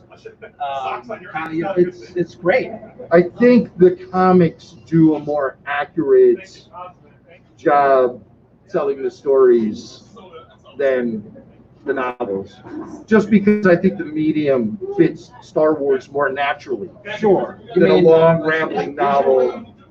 Well, just having that visual aspect and the faster pacing of a comic book and everything like that is something that I think would appeal more to the George Lucas sensibilities when it comes to Star Wars storytelling, as opposed to long novels that draw things out like they're soap operas, which occasionally is a pitfall for some of these novels, or having characters that lack purpose, having storylines that really lack resolution.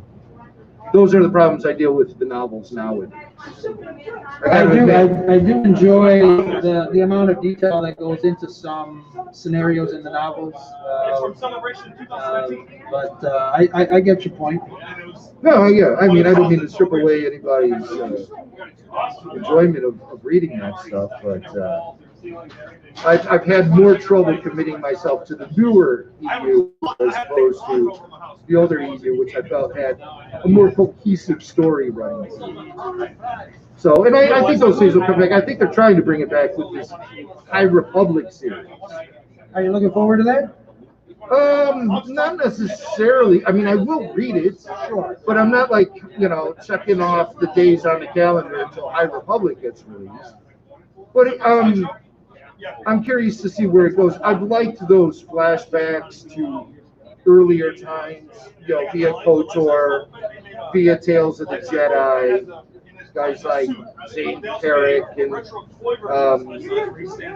Eula Keldroma, Exarch Kun, Nomi Sunrider. Are any of these names ringing any bells? Not at all. I'm going back to the 90s with some comic references here. But they were stories told about 4,000 years prior to the events of The New Hope. And you had Jedi Knights who they were really awesome. I really enjoyed those characters. So a while ago, the Scarab Podcast did a crossover episode with WSTR. Actually, sorry, wrong podcast. Hyperspace and Holo Chronicles podcast. Get my podcasts straight. We were talking collectibles, and I know you're a big Star Wars collectible guy. What are some of your favorite items that you own? Oh, wow. Those are interesting questions. I'm just happy to have a lot of the action figures I grew up with. Just the fact that they survived. Did you have them because you had them, or did you have to go out and buy them again? No, they are the same ones that I started purchasing in 1978. And I was just happy that those survived.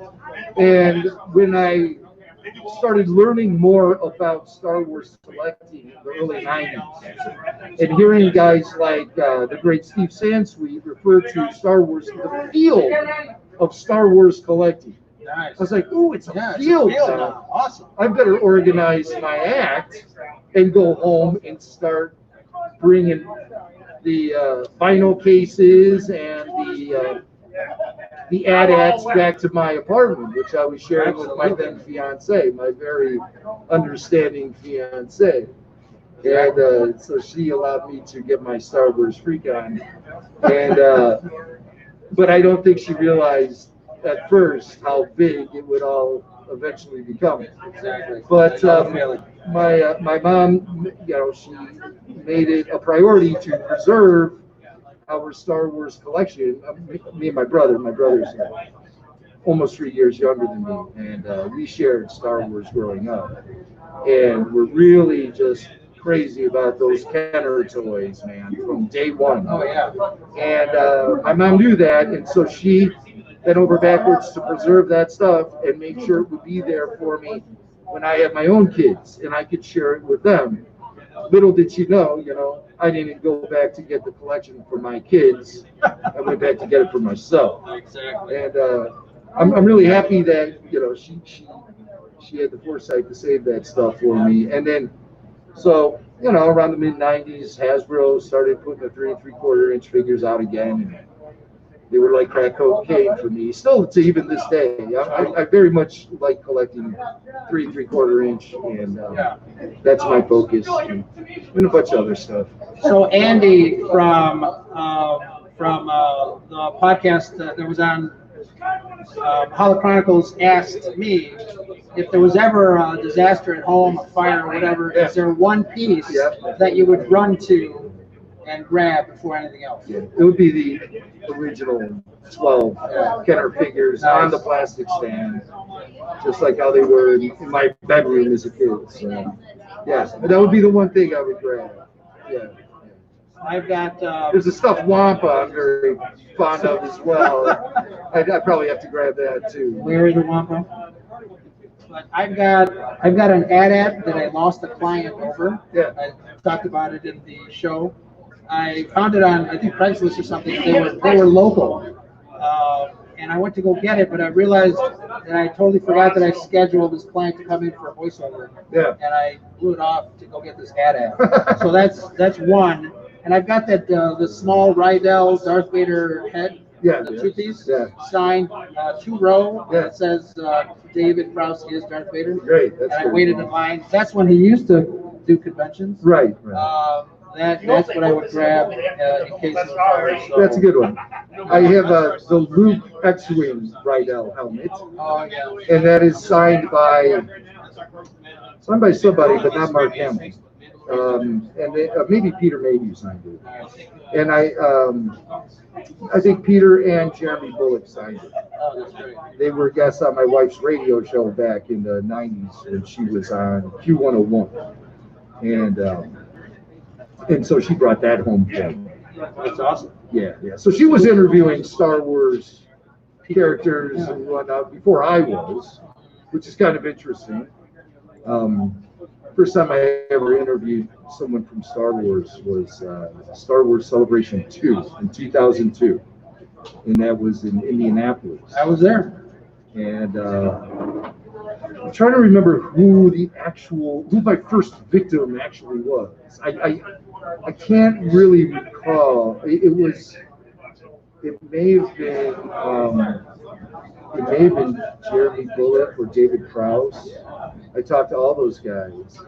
We had snuck into the autograph area before the doors opened, my brother and myself, and we claimed we had permission to be back there interviewing. And we one person confronted us, and she said, "Well, you have to go get permission from so-and-so." So I said, "Oh, okay." So I walked around the corner, stood there for about 30 seconds, and I walked around and said, "So-and-so said it was fine." And so we just stayed there. What you got to do. And Richard Parmentier, sorry, let me say the man's name correctly, Richard Parmentier, who played Admiral Mahdi. We saw him this very morning as he was coming in with his donut and coffee, and we approached him and asked him for an interview. And he, $600 and you get like 12 water. No. And then we start walking away, and we hear him go, "Are you effing insane?" And we froze in our tracks. Because he didn't say effing, he actually finished off. And so, very slowly, we turned our recording mics on and turned around and said, "Can you repeat that?" And so we still have that little bit of audio from that dude. But he was surly, man. He was surly, which is fitting. I mean, his character Mount was surly. A lot of times when I meet people who have acted in Star Wars films, I note the similarities between them as individuals and their actual characters. And Peter Mayhew, for the longest time, was standoffish about me interviewing him. And I always tried, and he always said no. And, when the Wookiee says no, you turn around and go. Because, that's it. Until he was like that with me until he saw me interviewing Mark Hamill in Japan once. And I walked away from that interview, and somebody came up to me and said, "Oh, Peter wants to talk to you." Oh, nice. I'm like, "Really? I've been chasing him around for 10 years. Now he finally wants to talk." But he was a great guy. And I had the opportunity to do about half dozen or so interviews with him, and he was just, what a wonderful guy. Once you got to know him, he was couldn't have been a nicer guy. Well, Dominic is doing his thing over there on the table by his table, and we got a nice little group here. But Jimmy, thank you very much for hopping on the mic. Sure, man. Yeah, it's my pleasure. Appreciate it. Towards oxygen. I don't know, maybe. I Someday. know. Never say never, you know? I told you I started a network with some podcast friends of mine. We've got some shirts. I want to give you a Los Pollos, Los Red 5 Network. Oh, wow! That's a great Breaking Bad kind of reference. Awesome. We are Red 5. We use that hashtag all over the place when we like to tag. Oh, That's awesome. Thank you very much. You did that? I do everything. Wow, you're good. I don't do everything. Please don't take that. Do you draw a lot of Star Wars stuff? Yeah. Like, who's your favorite Star Wars character or ship to draw? Ship? Ship? Well, I love TIE fighters. Anything Imperial, I love. Just the clean lines, the deliberate design. I love drawing Empire stuff. Stormtroopers. Stormtroopers are hard to draw. They are. And the funny thing about, I love drawing like mechanical things. 'Cause I think in college I did a lot of illustration, like industrial illustration, so ships, weapons, things like that. I'm less, you know, the organic stuff is less favorite. Anything on Endor, I'll pass. But Teddy bears aren't your thing? Teddy bears are not my thing. Yeah. So once again, Jimmy, thank you very much. Sure, man. Well, Sure. I don't need to tell folks where to find you, but if you want to tell folks where to find you, give Sure, us a shout yeah. out. Rebel Force Radio. We're on iTunes and everywhere you get podcasts. We have a website, rebelforceradio.com. We're on Facebook. We're on Twitter at RFR Rebel Force. And we put out shows every Friday. And they're usually a hoot. Excellent. They are a hoot. I listen to them all the time. Thanks, man. Full of hoot. Thank you. Thank you. Best of luck with your show and the Red 5 Network and stuff. I like. I just like following you guys on Twitter and picking up on your good Star Wars vibes. Yeah, that's what the Red 5 Network's all about. Good Star Wars vibes. No drama. Just having fun. Well, sometimes a little drama. Sometimes a little drama is cool. Drama's fun. But yeah, for sure. But okay, well, thank you so much. Thank you, Jimmy. I appreciate it. Thank you, guys. We're going to turn the camera around and see what Dominic is doing. I think some folks are having some sandwiches. That looks pretty good. Yeah, if you want. Make sure you're okay with the fans there. Yeah, let me check here. Yeah, absolutely. We're going to talk to Dominic in a couple of minutes. We're going to take a little break. Thank you guys in the chat. We're still hanging around. But Semper Fi Danny, thank you. It's not too late. We're here. Jimmy, yes, take a sticker, take all that stuff. Oh, I will. You can't have swag without me snagging it.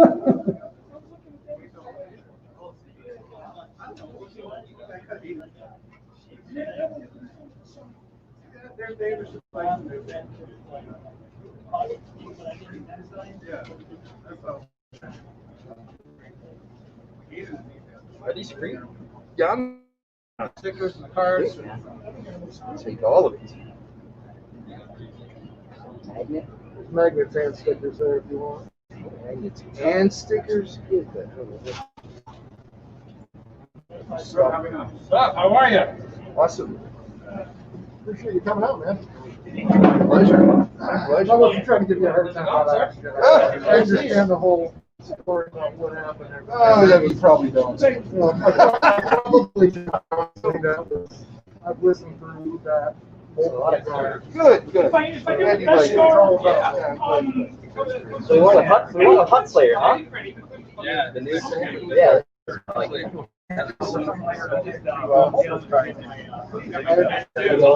You don't hear too much. I am the Rebel Base Card podcast.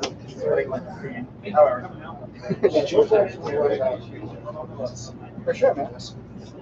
Which one's I guess, target frame? Half by 11, not 8 by 12. Yes, that one's an 8 by 10. Yes, okay. You know what, I tell you what, the best car is 70 by 10.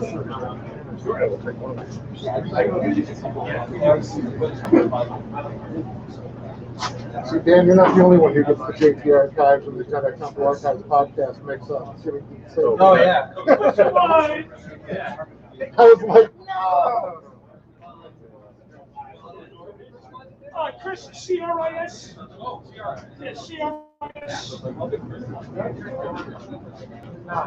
Maybe put stay safe. Oh, yeah. And I put the year on there too, if you don't mind. Yeah, it's a great way to get rid of the evidence. Oh, yes, please, thank you. Awesome. Living set comes to notice, like you order two Russian pounds, they say like it's a huge big thing like this. So what happens is that you pilot this thing and you're like, you know what, when my wife kept down, I make this. It's also a nice way Yes, first over here. to go, you know, and like somebody goes, hey, so much. Hey, if you don't mind, And I'm like, ooh, how do I get one of mind, these? stay safe. Oh, perfect. So much. Gotta show up and support the event, that's all. So that's why I don't like going to sporting events, because that makes me an athletic supporter. Yeah, nobody likes sitting on funny. No worries. I don't know if you wear the front rim hat, but you certainly want me to take that. Huh? Oh, that's okay. What's up?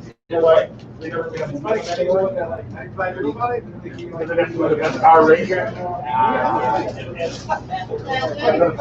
Stay prepared. That is, that's their podcast here, my podcast. Oh. You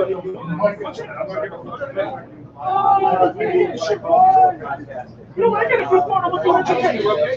Thank you, man. Thank you. Where's that thing? I don't know. Somebody just get a picture. Yeah. So gorgeous. You know, like, so basically, I think I didn't make original like this. And then, so my, I live, you know, so I don't have a studio. So I like, I just have a home. Come on the road and do something like this. It's amazing. And we never quite know.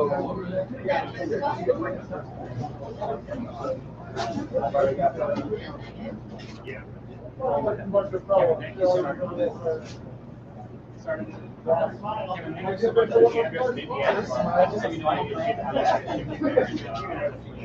Get it to you right away.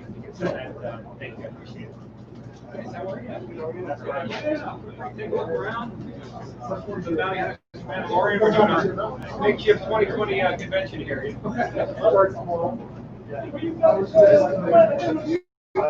Yeah, oh yeah, yeah. It's one of the bounty hunters there.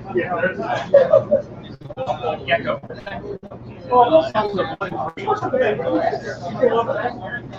I will, yeah. They're doing a cross country tour. Down there.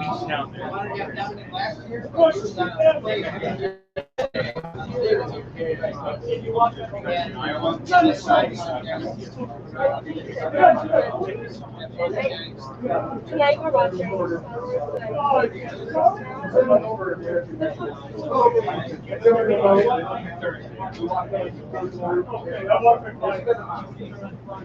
I'm gonna go drop the show, change all that. He can, yeah, I'll reach out to you next week, man. It's Sunday, so. Shit, man, I never touch you tomorrow. How much are your little cards over here? Well, that's you guys can take. Okay. These are, so I run this podcast, and then we're part of this network, and the 501st guys are part of this network, and my partner is these guys. Feel free to, so these are stickers and cards, so feel free to take them.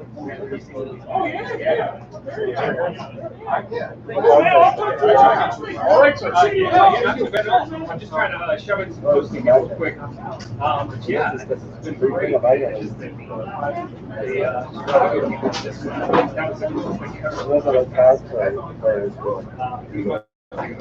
Share that real quick.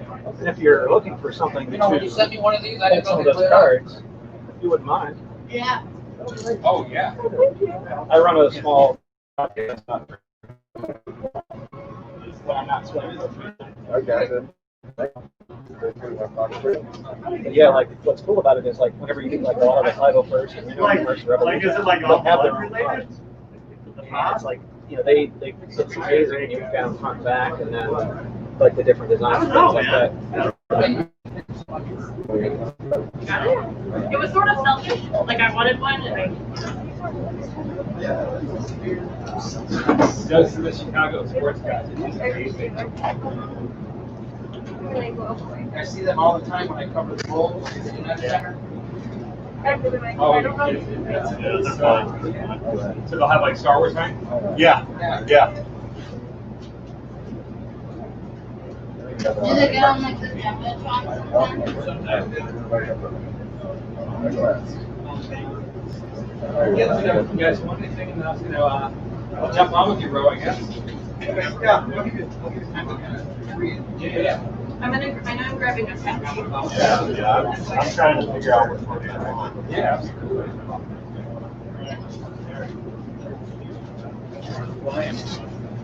That skirt's hot. Yeah, I gave a ship in row because they were selling out so quickly. Yeah. And then my mask went down to Texas. Yeah. I have another shipment coming to Florida, but I'm Yeah, right, yeah.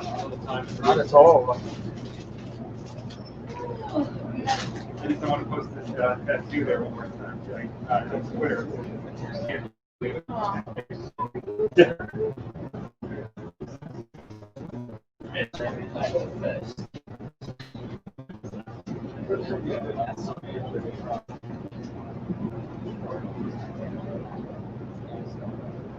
Yeah, that's, you want to think of that, right? Oh, what a shame.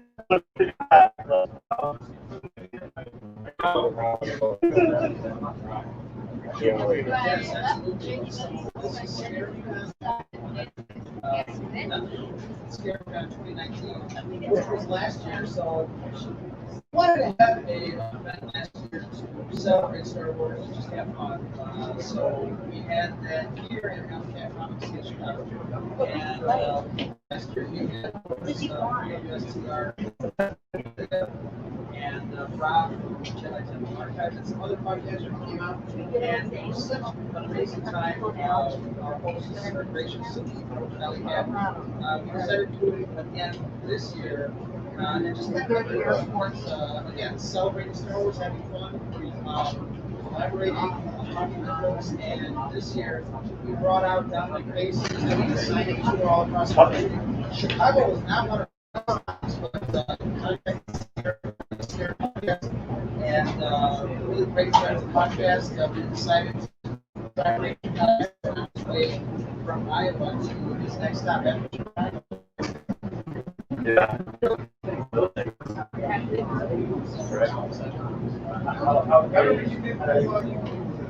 They love it. Obviously, you know, Elliot has been a great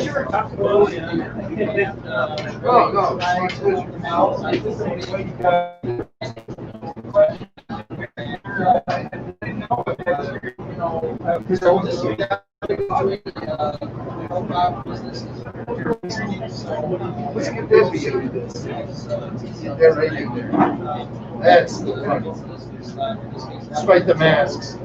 It's a really great Good stuff. Awesome, man. Well, I'm glad your trip is going so well. You having a lot of fun? Yeah. I can imagine. And so how did you end up in Indiana before you came here? Oh, that's where that field of dream. That's like, was everybody in it? It is in Iowa. Right. Dyersville. Tigersville, yeah. Well, Indiana, we're going to do some fun pop culture too. They got a Studebaker museum. And they have the original Studebaker that Jim Henson and Frank Oz used for the Muppet movie. Oh, yeah? Yeah, so it's Oh, Hollywood iconic. Yeah, dude. And they laid, and literally on the beds, it's like pulled out. Yeah. They're like, they were laid down. They were laid down? So when I looked down, I'm a total freaking nerd out of that. Dude, that's Because awesome. the engine's actually in the back of the Yeah, car. so the guy driving in the back. In the back. I have no idea how- Oh, I didn't know that was a That's thing. the next level nerd there. Oh my God, Heather. Yeah, you know. you So that, I don't know if that was my first movie. I think they had some kind of movie, I think it was like a Raggedy Ann and Andy. But I think that was my first movie at Radio City Music Hall. And I'll never forget it. I mean, it was a great way to be introduced to Jim Henson, you know. Yeah. Although it scared the hell out of me with Mel Brooks there, where he was, That was kind of intense for little people. Yeah. a little too dark. I love it.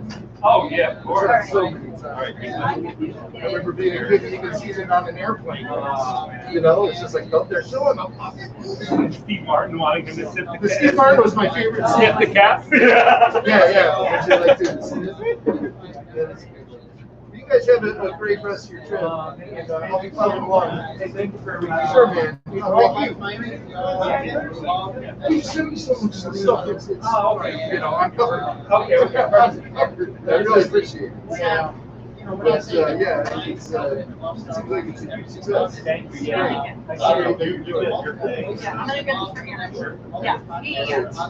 I really dig those two right there. Kind of like almost like a road warrior. Yeah, I wanted it like I went through hell. Like what? Like I went through hell. Like It looks like that. All right, take care, guys. Thank you so much. Thanks for stopping by. Oh, you bet. Good job, Sam. Oh, cool. Take care, Jimmy. We are available. I need the magical square system. Oh,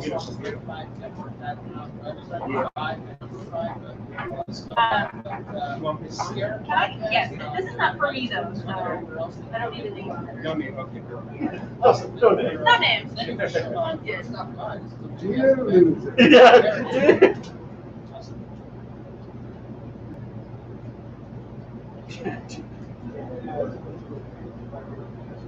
Thank you guys so much for coming out.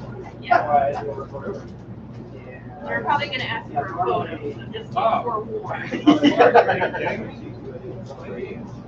Where do you guys meet?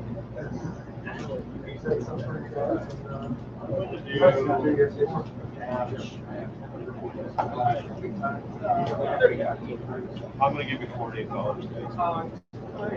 Can I get you any sign? Yeah, you know what? Can I just do? Yeah, I was like, I'm gonna do that one. Okay. Yeah, you're gonna see Carl. I always think this one's my favorite because Did you do it to my son? Oh my god. Yeah. Shooters. That's Dad right there. Charles is not full. This time that one. I wanted to hear so bad. Alright. How's that for you? Over here. I should have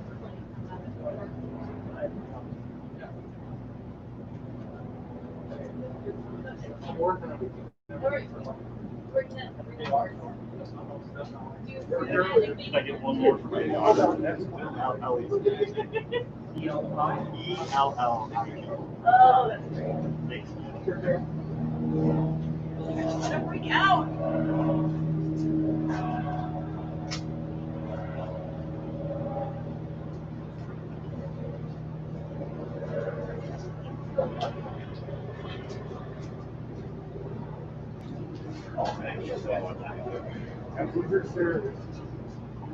Thank you.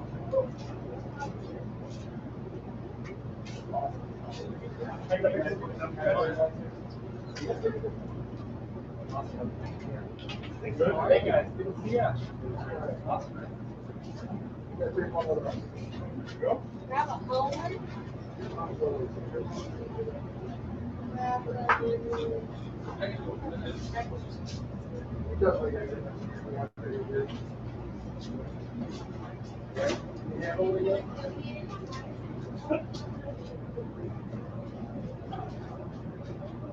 Right. While there's nobody here, Yes. grab a photo for sure. Yeah.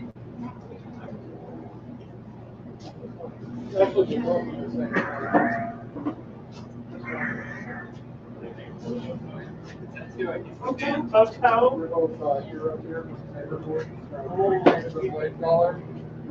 Alright, we're gonna have to be okay with social distancing not being a thing. I'm good. Did I miss it? Did you take the photo?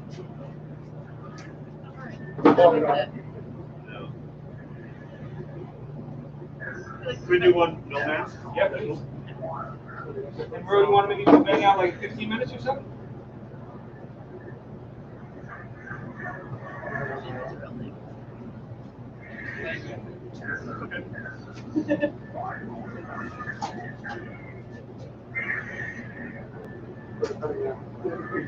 Thanks, man. Thank Appreciate you. it. Thank you.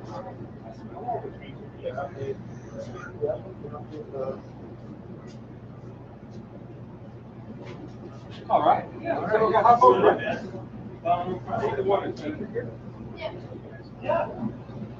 All right, guys, we're gonna do a little interview with Mr. Dominic Pace.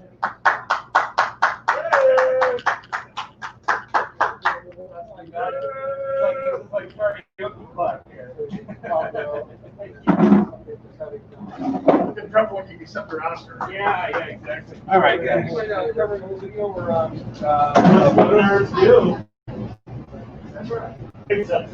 on. I wanted to buy these two before I got married. And I was like, for the wedding. Come in front, Rob.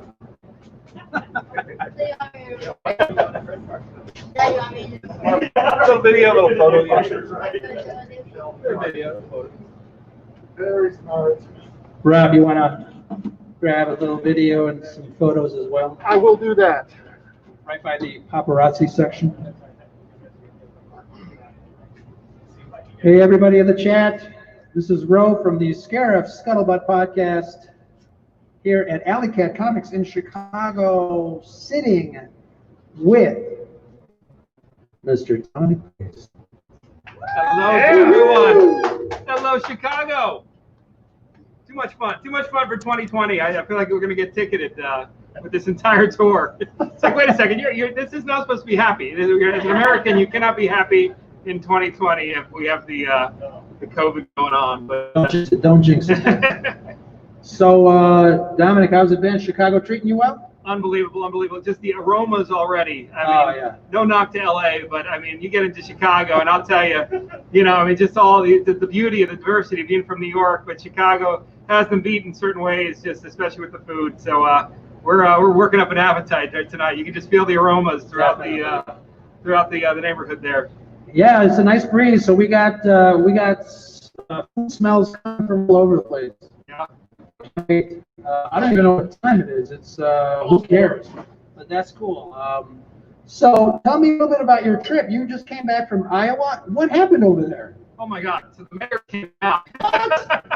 Where's Lightfoot? So they said they have a surprise for me. So I just figured maybe somebody was going to do the CRL of Gecko there. But the mayor comes out, officially declares July 18th, 2020, Dominic Pace Gecko Day. Wow.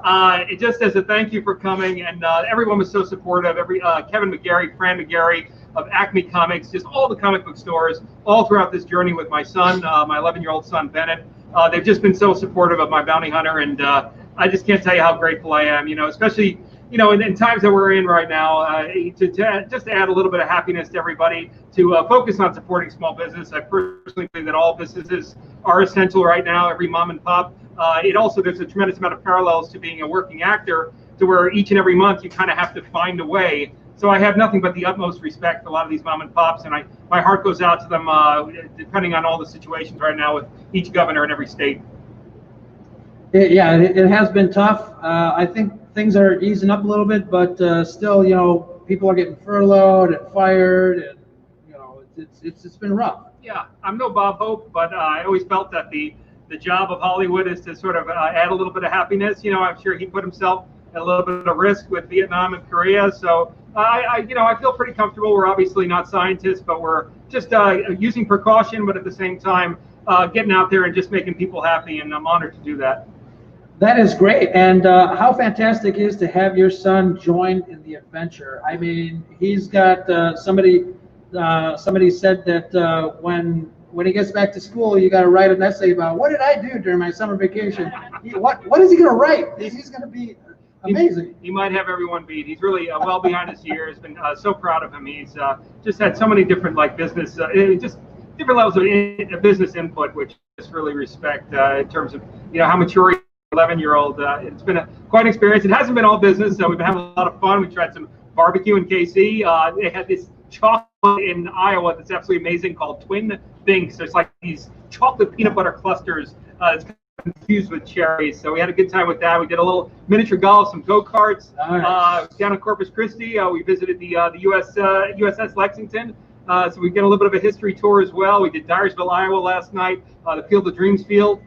So it's been a lot of fun, and we have a lot more adventure ahead of us, probably another 6,000 miles, and we're just enjoying every moment. California's shut down right now, so being out here with all the fans and celebrating our love for Star Wars, and I appreciate everyone's support of my bounty hunter. It's just been a dream come true.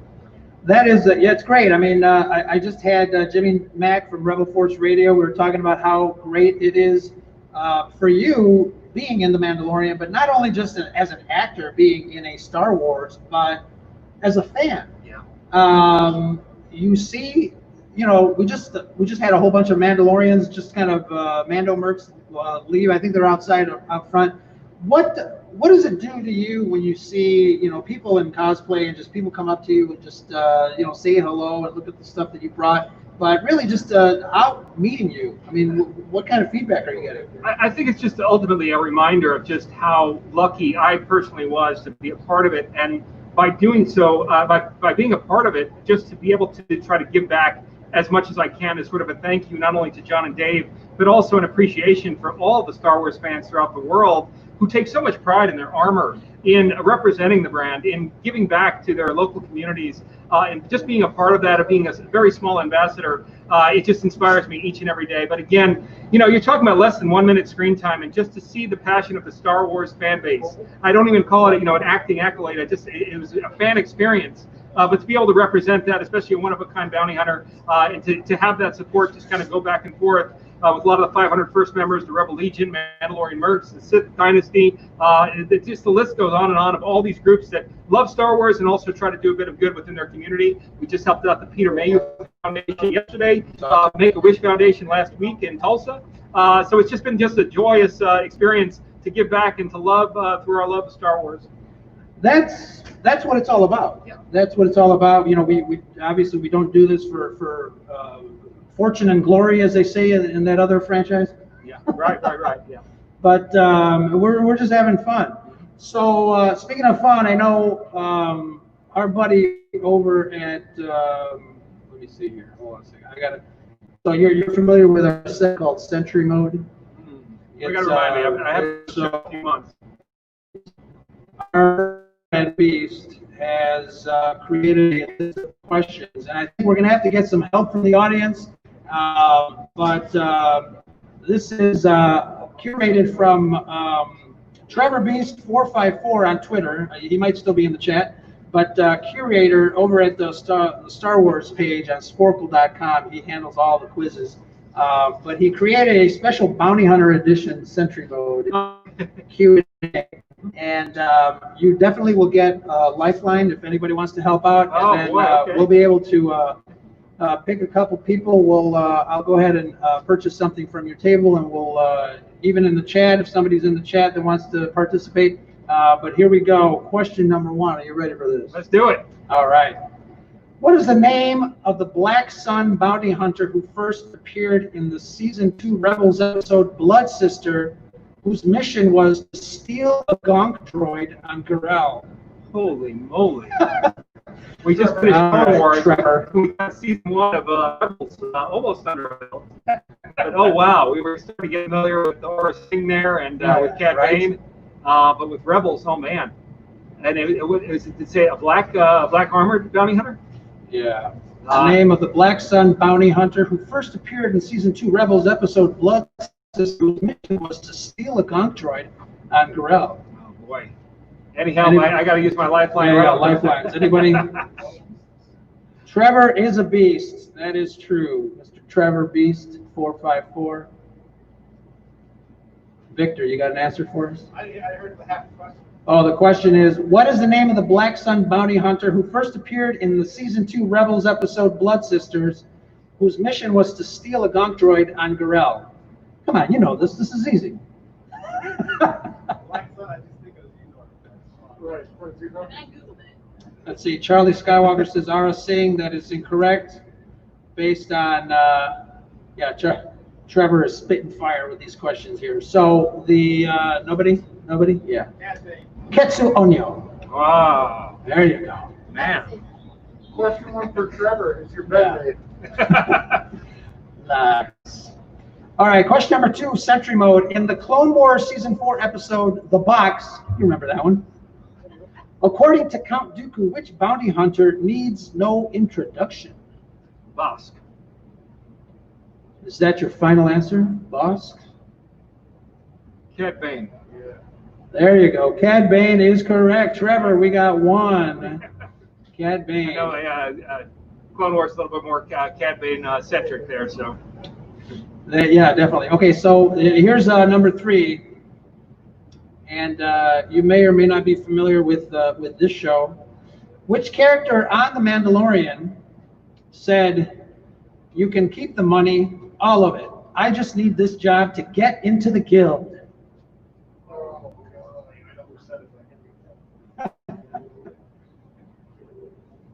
It was episode 5, was it? He got in a little bit of trouble for some of his speaking words. out, Yeah. saying some. He is a Paisan, just like Gecko. But I forgot his name there. I know that Steel Wars there, he loves him. Oh yeah, that's right. He's like supporting him every day. I forget his name. Anybody out there? Toro Calicat. There you go. Okay, question number 4. Trevor, you got, these are good. Come on. Who was the owner of the Slave One prior to the Battle of Geonosis? Wow, good question. That's Django. Jango Fett. I see people nodding their head over there. Yeah. That is correct, Jango Fett. All right, number 5. This is kind of a personal question, kind of an essay type thing. Which bounty hunter do you think would be a most successful comedian, and why? Well, I would say IG-11, just because Taika Waititi's his talent is with that dry humor is brilliant. So Taika, it would be IG-11. That is correct. I would give it to IG-11 as well. Yes. All right, let's do one more. Let's see. All right, here's one for you. Question number 12 on the Scarif Scuttlebutt Sentry Mode, created by Trevor Beast 454. He is a beast. Name at least 2 bounty hunters who appeared in both The Empire Strikes Back and the Clone Wars Season 4 episode, The Bounty. It would be Bosk and Boba. Let's see. At least 2. Bosk and Boba. Anybody else? That is correct. Bosk, Boba Fett, and Dengar. Yeah, that's right. Yeah, I saw the Excellent. Thank you very much, Sentry Mode. We are a little bit smarter now than we came up. But Dominic, any other final words before we let you go and go back and do your thing? Just again, I can't say enough about the Star Wars community. You know, the one thing, no matter what ends up happening with Gecko, I just this year has just absolutely been priceless for my family and I in terms of the outpouring of support, and to be able to just again add those smiles to so many members of the community, to be again a small ambassador is just, I can't tell you how grateful I am for that. So just a genuine thank you. We're on our way to Michigan tomorrow, then Indiana, Tennessee. We've got 2 stops in Florida appearances, then back up to Illinois, Colorado Springs, and then straight on our way to home with maybe 2 appearances in Sacramento and Hanford, California. But just a genuine thank you to everybody for all their support throughout the community there. I just, Star Wars is really special. I know that George was, and the founder of Albin Johnson of the 501st is definitely aware of all the good deeds. But I just kind of am coming to more of a realization day by day in terms of how much good they do for their community, especially this time in our country with so much divisive politics and social issues. To see so many people coming together of all walks of life is probably one of the most beautiful American things you could absolutely imagine. Excellent. Well said, sir. Mr. Gecko, the bounty hunter. Thank you so much. Any questions from folks out there that might want to ask Dominic? Otherwise, we'll let him get back to do some, I was going to say handshaking, but we don't do that. No more hugs. No more hugs. That's Elbow bumping. Elbow bumping. That is a bummer, though. I mean, hugging was was really cool. Back in the day, remember? Yeah. Choked up. Those one night stands were a lot of fun. Yeah. Got those done, you know. But Dominic, thank you very much for sitting on the mic there for a little bit, and may the force be with you. May the force be with you. Thank you, guys. Thank you. We're going to turn the camera back on to our crowd and to Dominic. I smell roast beef or something. Thank you, guys. Roast beef. There we go. How's it going? Feel free to take a look, guys. So, one of the bounty hunters from Mandalore. On a good video.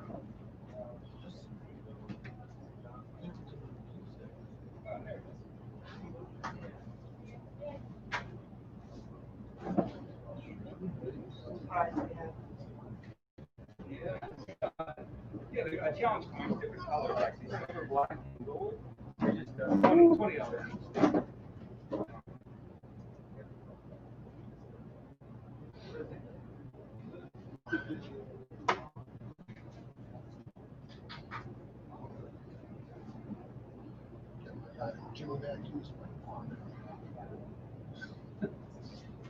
I think Cam.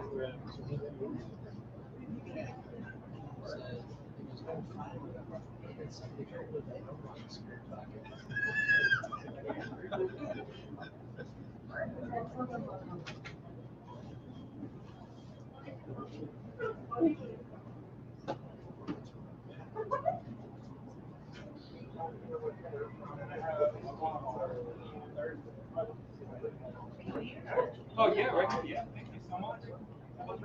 Go charge my picture too. I can get a picture if you want. Yeah. Thank you so much. You know what? You don't want to tell them there's no charge. Just tell them it's priceless. There you go. Pictures are priceless. Because all my peers, they charge an arm and a leg at the conventions. It's like I shouldn't have to say it. I hope you get there someday. Yeah. Even so, I always want to be fan. I hear it. I hear it.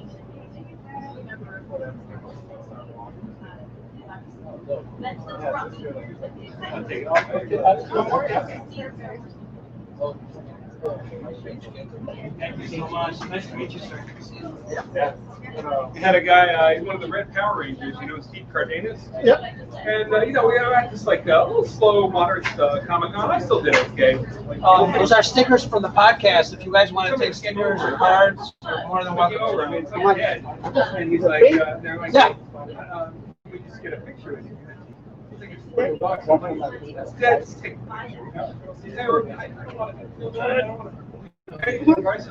Hold on, I'm excited right here, girl. I know you are. I was at Grand Rapids Comic Con last summer, last fall, actually, November. The actor played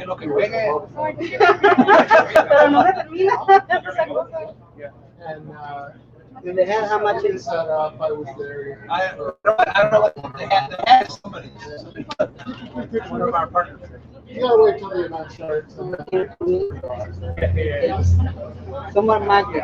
You have to, but obviously, I'm just every day, just pitching myself. And I get it, like when a kid comes up and says, can I get some autographs or whatever, it's just so good. Thank you. There's something outside of there to give you autographs and they want to come trust them. Yeah. You gotta watch out for that. It's sad that people use the kids anyway. Yeah. And I mean, like I said, I used to give, if they purchase something, give the kids a pin. Yeah, I remember one time they did that to my beloved Mets fan, Gary Carter, who's, deceased now. And it's like one dad came up and put him on blast on the video. And so, hey, Gary, you charge for kids and stuff. And I'm like, also your business too, Somebody's asking where they can find a calendar to your upcoming appearances. Just tell them on Facebook, go to Lair of the Gecko. I usually post everything there. I don't use it or Dominic Pace on Facebook, and Dominic Pace 1 on Instagram. You figure out what the other hotel was you're staying at? Oh, no, let me get that. Things started to pick up, I didn't want to bother you. No.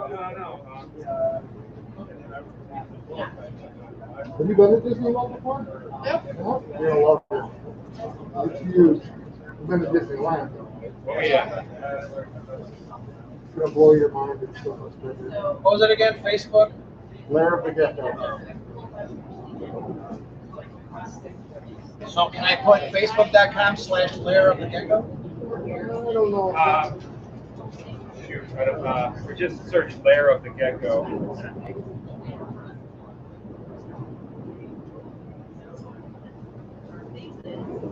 It's cool. Disney, yeah, Disney's contemporary. Oh yeah, Contemporary is awesome. Yeah. You're at a Magic Kingdom there. Yeah. It's gonna be a little strange down there with all the COVID precautions. We're just, like, I just joke around. Yeah, of course, please, yeah. I don't want to. I'm going to take a picture. Oh, somebody.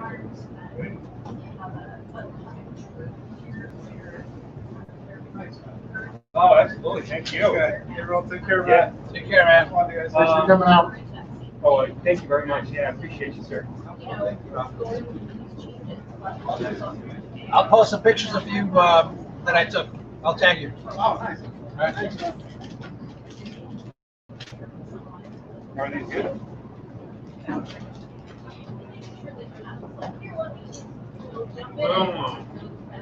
We don't get these out there. Yeah. Yeah, you like, we're doing kill 'em? Where are we going next? Little Chicago deep fish down the street.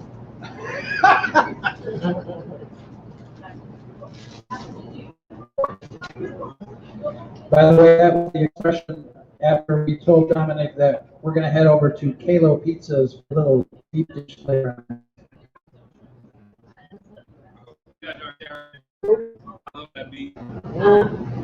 No vegetarians here. Yeah, then we're off to, Dearborn Heights. yeah. Maybe zipping right by my neck of the woods both ways. Oh, okay, okay. Yeah, then Michigawa, Friday, Saturday. So you gotta go over, yeah, you're gonna go over, then you're gonna come back across the state and head south, right? Yeah, and then head down to, Getting nervous.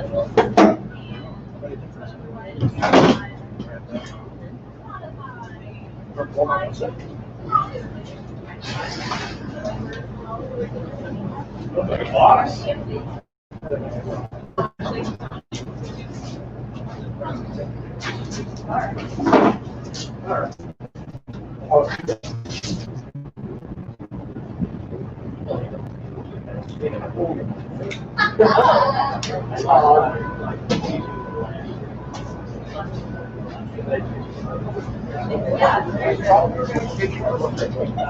Yeah, so what I'm going outside. I didn't want to interrupt,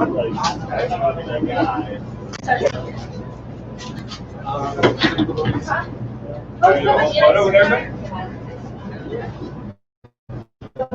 like these are the guys out in the suit. Oh, yeah. I know, everybody's so confused. Like, hi, how are you?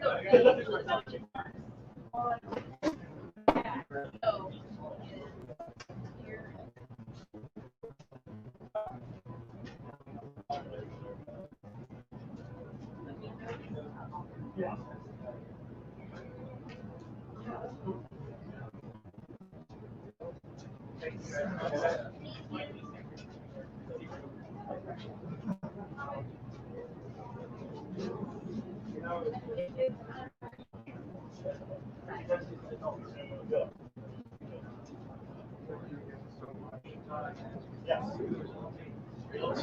Realty Winnebago.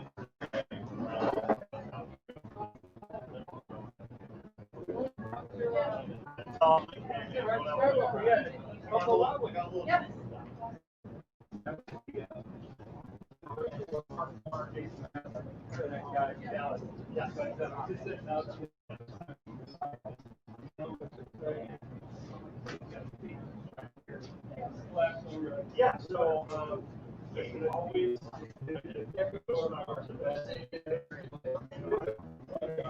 always part of our so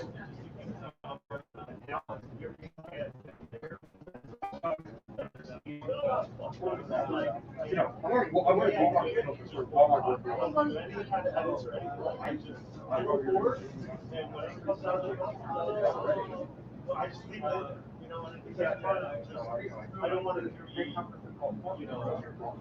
and I thought we had so why, That's all it is.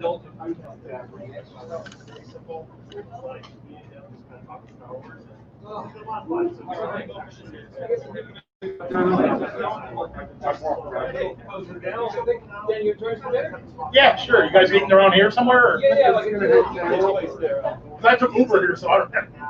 You want to do a final goodbye? What was that? Want to do a final goodbye, then we can shut down the live stream? Yeah, let's do it.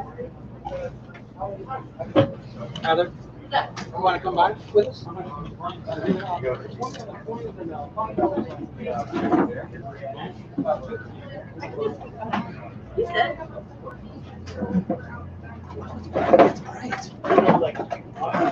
It's slightly washed out.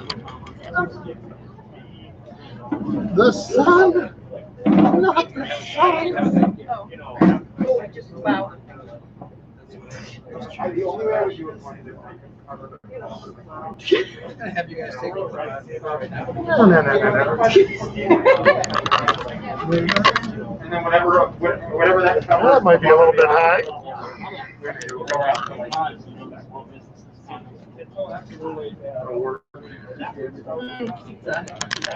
You smell it? He said he thinks it's pizza time, and I support that decision. Fortunately, we're not quite there yet. Someone was saying they thought it was pizza time. Oh. Can't do this with the mask on. We're throwing caution to the wind, risking COVID for you guys. That's right. That's how we feel about our Red 5 family. Oh my God. Now I know I've got COVID. That's scary. All right, so yeah, it's been a great event. It was a little bit slow there to kick off, but we finally got the crowds to pick up a little bit. We got some folks who were intimidated in off the street by Armando Merckx and Lord Vader, and Jimmy Max swinging by certainly didn't hurt things out there with his posse. So it was a pretty great event. Appreciate all you guys stopping by in the chat. Heather, what do you think? You know what? This was a pretty fun event. So I'm just saying, no, so much fun to just be a part of a community that just gets together for good.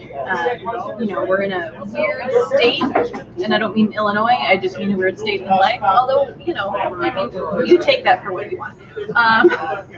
But to see a community come together, how can you not? I mean, how can you not support that? And I think Dom is by far one of the coolest guys I've ever met. And I just love that, like, we were talking to him on the road, he's just a fan. And fans make the best people.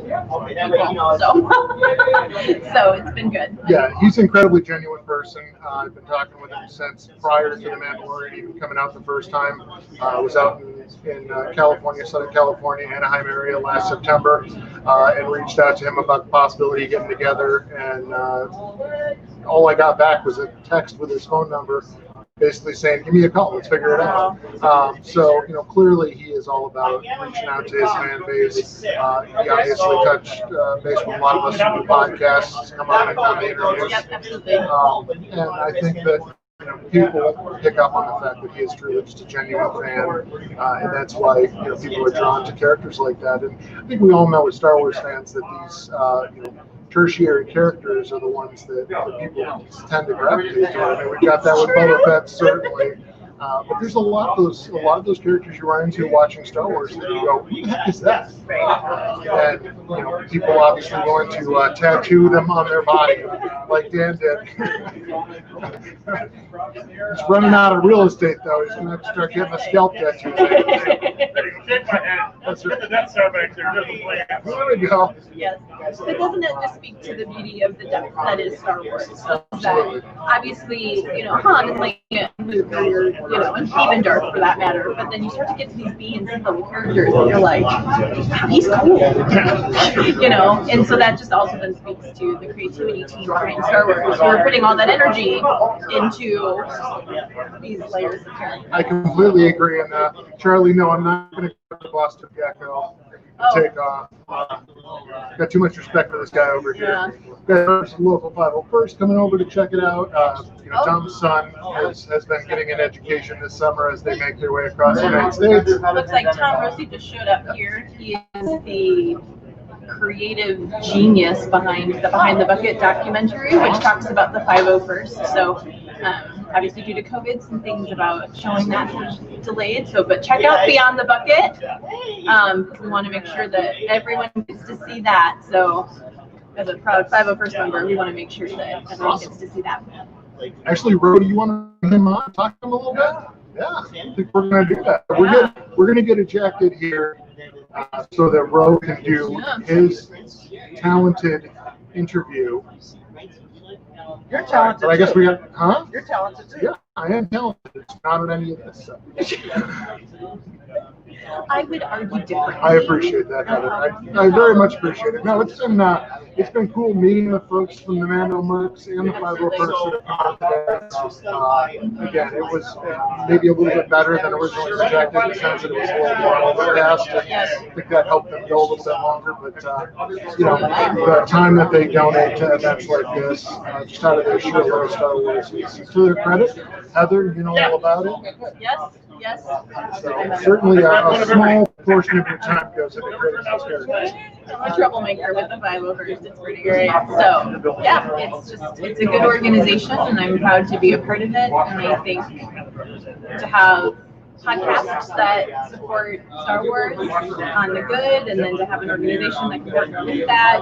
And Dominic, again, shared all of his praises. We're a triple threat, people. I'm shocked. Ro didn't make him honorary Red 5 Network. Oh. Hey, Ro, what's up with that? You didn't make Dom honorary Red 5? I thought there was going to be a certificate. Yeah, sure. Parade. Right. A parade, yeah. Options. So. You guys want to pick somebody in the chat? Oh. If there's still anybody in there, see if they want any XL. All right. Ro is looking to give out some merchandise here. We have got a Dominic Pace Gecko the Bounty Hunter T-shirt XL. So if there's anyone in chat who is still around, could wear an XL, or know someone who can, and can tell me what year the best Star Wars movie came out.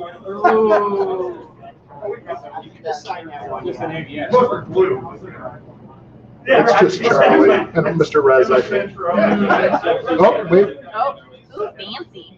He's there too. That's how I heard that. We're looking for the year the best Star Wars movie came out. I'm gonna do everything on the phone. Thank God this is Oh, Charlie.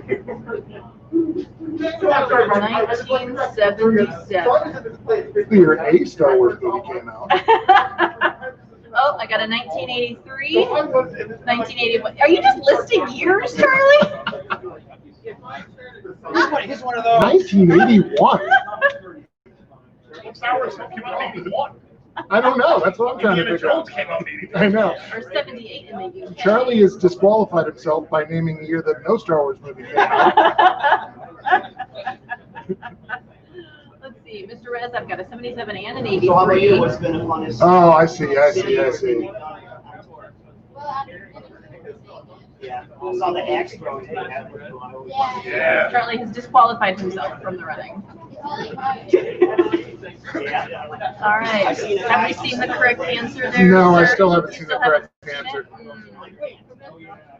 I'm talking. I mean, Ro is the deciding force here. I know the Ro stuff is, so. Mine came out in 1980. That's right. I won the shirt. Hey! Somebody. Guys, we also have a lot of shirts here, so just DM us, let us know. Check this one out. DM us with your size. Maybe I'll just have to take them home. Nobody wants that. Oh, Rosie is. Yeah. Those are Los Rojos Castillo. That's pretty great. That is pretty Yeah, good. boy. Actually, Ro, can you toss me that hat? Look at this, guys. So excited. I'm looking for someone who likes to wear flat brim hats. So I've got this beauty right here. Whoa. That's an imperial guy.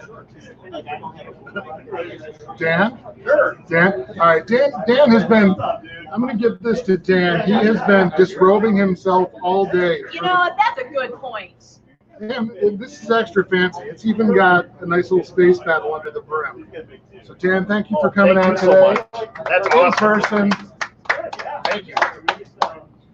But yeah, we are going to make sure we get some T-shirts out to some of you guys out in chat. Just DM Ro at Scare Podcast, Right there. Wait, hold on. and then he's responsible for who gets disappointed and who doesn't. And I'll watch them already. Cool. Cool. All right. We lost people. Where'd he go? I don't know. There we go. Just got to make it a little bigger. Yeah, that's right. It works. I got a big head. All right. All right. Heather, what's going on with WSCR in the near future? I don't know. We need to I get just show up. No. we need to get Todd over for that, right? Isn't he in charge of all the? Hey, Todd Hoffman. You're going to interview Todd now. Oh, that's scary. Not this. And I'm going to try not to trip on. Oh, please don't trip. Okay, I'm in. I don't want it to. Thank you very much. How did you hurt yourself? Oh, is that a podcast? Yeah, exactly. It's a real thing. That's a thing. All right, so Todd and Heather are here. We're taking over. WSTR Media. So we are saddened by the fact that Mr. Aaron Julian could not join us today, but And we miss him. really tried to con Carla. We're so close. I'm like, dude, Heather's got a room, you know. I know. Come join us. Come join Get us. out of Yeah, Jersey. JD's like trying to get married, so it's kind of a thing. In like a week Yeah. or something crazy. But so, what's going on with our podcast? Do we have any fun, exciting things that we need to let the good people know? Because I want to say like next week's episode might be kind of a good one. like tomorrow. So yeah, so we are recording and we'll do our YouTube live tomorrow. 9-ish. That's 9-ish. Central Time, 9-ish. And then recording will go out the following Wednesday. The same Wednesday, not the following. Well, but right, the Wednesday that follows tomorrow. Right. Clarification. So slight clarification. Right. So we have Lauren Mary Kim coming out, and she is in a little show called The Clone Wars. Never heard of it. Yeah, I never heard of it. And she mocapped So we're really excited for this. It's gonna be fun to kind of talk about it. Yeah. And you know the other thing? What? She was in The Mandalorian. Stop it. So So was she- Dominic Pace. Yeah. So she was a stunt performer in some of the Mandalorian episodes. So I'm really excited about that. And she was a stunt double for Elektra. She's been in a lot of different things. So we're really excited to get her on, see what she's doing, especially in Hollywood, being a stunt woman. I think that's kind of cool. So we're excited for that. So that's actually tomorrow, Heather said. So that's that. We just had a really good conversation with, she's excited, and you're all nuts. Coming in hot. So yeah, that was really fun, kind of talking about music and what brings people together and how we can kind of get through things with the pandemic. Yeah, good times. So, and then, I mean, we'll always talk about something nerdy and. Well, the other thing we got coming up in August, we have Gregory Titus. And you're like, who's that? He's a comic book dude, and he does a lot of the cover art for the Black series. Whoa. So we're going to find out a little bit about making toys, which is going to be fun. I like We got, also in August, we got some Red 5 love. We got pizza and parsecs coming up. And Does that mean we're going to get pizza? maybe. They really like pineapple on pizzas, and I don't understand that. this. Might be a conversation point that we'll discuss on the show. It's a contention on Twitter right now. Serious. Yeah. So we're gonna have Dave and Liv come on soon at the end of August. Sweet. Working on something too, Heather, that I haven't even shared with everybody, but we're trying to do a little crossover, with another podcast that we met at C2E2 a couple of years ago. Okay. So working on that right now. That's a mystery to us too. We just go. I just make the show notes and you show up, and then it's like, wow, wow, this is great. This is great. Thank you. Thank you for this. So yeah, as part of podcasting that I really like is the creative part, and so I really like trying to not only connect people, but then have good subjects. Totally. Yeah. So I also feel like it'd be really great for us to share with our friends here. We also have a Patreon account. Oh. And I just feel like I want to quickly share and talk about it because through that you get two other really kind of fun shows. And we're working on a third. Did you know that? I mean, I had heard about it. I wasn't sure if we were going to drop that news. Well, we're working on it. Yeah. So the first one is Starside Chat, and that's JD and Aaron. If you thought they were nerdy enough, they go deeper into being nerdy. Like black holes. Right. So we got that, and then tell us a little bit about Heather's Holocron. Yeah, Heather's Holocron has been a little slow going. Is it a plural or one? I just one Holocron for now. Oh, okay. Do you have two or just one? Just one. Just one. Okay. Yeah. I'll let you know when I get to when I have enough knowledge for two Holocrons. How much knowledge do you need to store in a I don't know Holocron? how much. There is a question that I need to explore. How much can you hold in a Holocron? Sometimes there's spirits in the Holocron, but we won't go there. That's weird. Weird, but yeah. Let's just work on the knowledge part. So as I dive deeper into my knowledge of Star Wars, I recently did some review of Clone Wars on there, which was pretty exciting.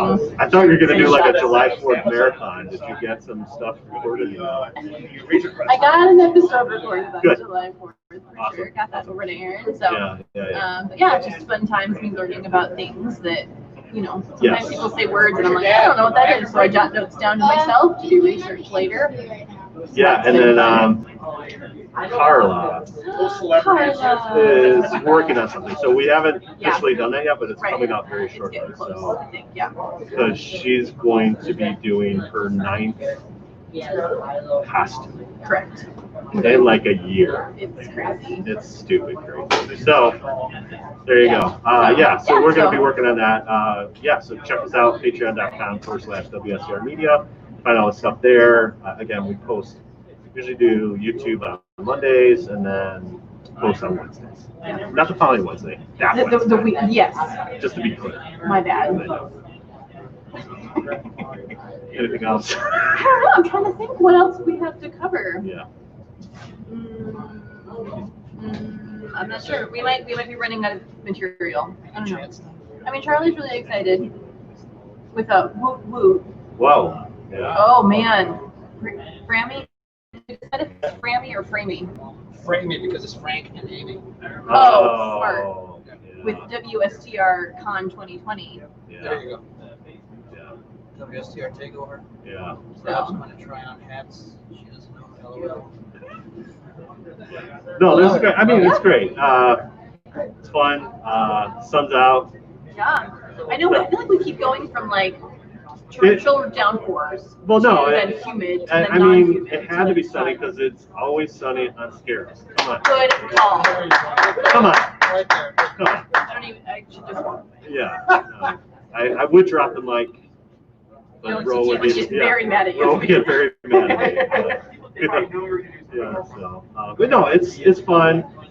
It's always good to talk Star Wars. It's always good to hang out with other people, live people. Yeah. So So I'm glad we're able to do this. I'm glad Ro kind of put this all together. So it's been a lot of fun. Totally. Yeah. Totally. Yeah. So. All right. What's up, guys? We haven't seen you in forever, man. I know. Hi, bro. We're streaming live, Tom. We got Tom here. I'm sorry, guys. No. Oh my goodness. No, come for 30 seconds. Yeah, no, here, Tom, here. You gotta plug. Yes. You gotta here, Tom. Come All right. sit. So I briefly mentioned being behind the bucket. Yeah. So Tom, Hey, Tom, sorry. you've been on 2 podcasts with us, and you keep on plugging this thing. So let's get down to the brass tacks here. All right, let's do it. You know, the pandemic. It was June, I think you're gonna release this bad movie. Yeah. So where are we at with the Behind the Bucket documentary? Can you give me a little minute? Yeah, so 5 minutes. The whole thing was, we have one major event here in the Chicagoland area, Joliet Star Wars Day, and it was something we were looking forward to for first of all, and then to kind of piggyback off that, and having so many people coming from all over the state and and everywhere. We just kind of wanted to premiere in that town. It kind of would have been the perfect thing. It would have been amazing, yeah. And it was quite a disappointment, but I saw you were doing like some voiceover now. You're doing a lot of stuff, man. What's yeah, going on? we have actually. So that's the biggest thing. We since this happened, some more opportunities have come up for like animation. Okay. Some people have reached out to us. We have actually composing music for us, 2 people. So That's awesome. so I'm doing the VO work right now, and it's allowed us to kind of like slow down. We have we slow down and we kind of rework some things. Now we didn't get things we really wanted, and that kind of sucks. But the whole thing too is we have to be now more creative. Yes. And we have to be creative on how we're going to finish it And promote it. and promote it, and then also how we're going to distribute it. So the plan right now, at least what we're talking about, is we're going to start doing maybe like 48-hour watch parties online. Oh, cool. Yeah. So this way it gives people the opportunity to do that, and then hopefully if things start chilling out, doing a more official we can spend next year promoting it by taking it on film festivals. Nice, yeah. And traveling around with it, and then when Celebration comes around, I'm working on possibly getting a panel there and some things that we can, have maybe some opportunities there in 2022 now. Yeah. So that's where I'm at. I was trying to work on a deal for PBS as well. Wow, great. So I have a connection to that, but I'm putting my hands in all these different avenues and trying to see what we can do. Tell me a little bit about the sticker thing, which is kind of taken off, which I think is ingenious. So give the audience a little bit about the sticker. The sticker thing has just been a self-promotion, something that I was thinking about doing for, just to help kind of give people. Everyone loves swag. Let's start there. Let's start there. Yeah. So basically, what I'm doing, and at least what I started doing, was I put my own money out. This whole project is passion driven. Yes. Yeah. Put my own money out. I bought a bunch of stickers, and I just basically at C2E2 is where it kind of started. I'm like, let's get some selfies with people in costume. People like taking pictures too. Yeah. So pictures I started posting those pictures. Yeah. And people were like, wow, that's really cool. I want a selfie with the sticker too, Yes. Yeah. So a lot of people I've asked to donate, Yes. which is 100% going towards the film or future swag. Right. So, no one's making any money off these stickers or patches now that we literally just got them yesterday. Nice. And, so all I'm doing with these is I'm asking for selfies with them, and I'm asking influential people to, just hold the sticker and talk about us or send us our way on social media or do whatever they can just to let people know about what we're doing, what our project's about, what the 501st is. And, once again, my goal on this whole documentary is not to basically, cause fan service for those who are already in the 501st. I mean, everyone knows why we do what we do. Right. It's more important to educate people that don't know what we do or why we do it. So that's why it's so passionate for me, because I want to reach those people. I want that crossover where people are humanitarians looking to possibly do something, and we do this awesome service for everybody, and we just dress up, have fun about it. Yeah. So I want people to understand why our fandom and what we use our fandom for and how we are able to use it for good. Yeah. In this way. So, yeah, it's a positive message. Yeah, absolutely. So where can people find you? You can find us on all the social medias. Yes. Instagram, which is Behind the Bucket Doc. I think Twitter's Behind Bucket. Behind Bucket. There you go. And then Facebook, which is Behind the Bucket. Yeah. And then Behind the Bucket on our website too. So Okay. www. Awesome. Bucket. Yeah. Awesome. Very So cool. and then postings are all going up on our social media Yes. as far as selfies and any news or any kind of things, anything I'm doing, anything that any of us are doing. Yes. I made new announcements of the guy doing music and so I'm just getting in the studio trying to knock it out, and we're just buttoning it up. That's really what we're down to. And so COVID's kind of allowed us to do that and forced us to do that. Right, to get everything kind of so we look at it's going to be before this year is all. It's going to be we're cool. We're going to have it out. So it just gets hard and tricky to try to meet with each other. I mean, you have all these online platforms, where you can do all these things, but it's still tricky. It's still tricky. So luckily there's apps and things, programs where you can make notes at certain points, and you can say, I'd like you to change this. Or, So that's kind of what we're working with now. Cool. And he's always, most of my crew's been over in Wisconsin anyway, so it's always been a challenge. Cool. Awesome, man. But I appreciate you guys having me on again. And absolutely. That's the newest word. Awesome. Great. Thanks, man. Appreciate it. Very excited. All right, bro. You're up. Thank you. Is this your phone? Yep. Right, there you go. Awesome. What'd I miss? Everything. Behind the Bucket. Awesome. Winding down here, man. Winding down. Thank you, everyone. People in the chat, thank you guys for sticking around. I know it was a nice Sunday, kind of a nice thing to just kind of have in the background every so often. Todd, thank you for coming out. And thank you to the 501st, your compatriots from the Empire. And the Mando Mercs. And the Mando Mercs. That was really great. We'll be posting a lot of pictures throughout the next couple of weeks because we got tons of stuff. And we'll wait for that highlight reel and sure. Heather's sneaking around. What's she doing? What's she doing? Nothing. All right. So we are definitely winding down. I want to thank everybody who came out to see Dominic Pace in Chicago here at ScarifCon. I want to thank our wonderful hosts, Alley Cat Comics, Nick and Celine. Thank you guys. And looking forward to ScarifCon 2021. It's in the planning. Or 2020. Or 2020, whatever. Winter edition. Winter edition. But thank you guys. It's been a lot of fun. We just organized this thing so we can kind of hang out with Dominic and celebrate Star Wars fandom. Star Wars.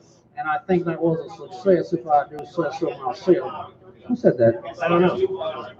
But thank you guys. Yeah, thank you so much. And WSTR, Galactic Public Access, woohoo, Jedi Temple. You guys are the collector's website, no? Jedi Temple Archive. Jedi Temple Archives podcast. Thank you, Rob, for heading down here from his hometown of Lansing, Michigan. We got all roll days card over here too with Greg. So. Yes, awesome. So it has been a blast. But I am going to sign off. Thank you very much, guys. For and then if you guys want to take a look at Dominic's upcoming schedule, check out or look for Lair of the Gecko. It's on screen there on Facebook, and check out where he's going to be popping up next. But Todd, yes, bro, it's pizza time. It's pizza time with no pineapples. With no pineapples. All right, there you go. This is Rose signing off from the Scarif Scuttlebutt podcast, and that's Scuttlebutt. Thank you, guys.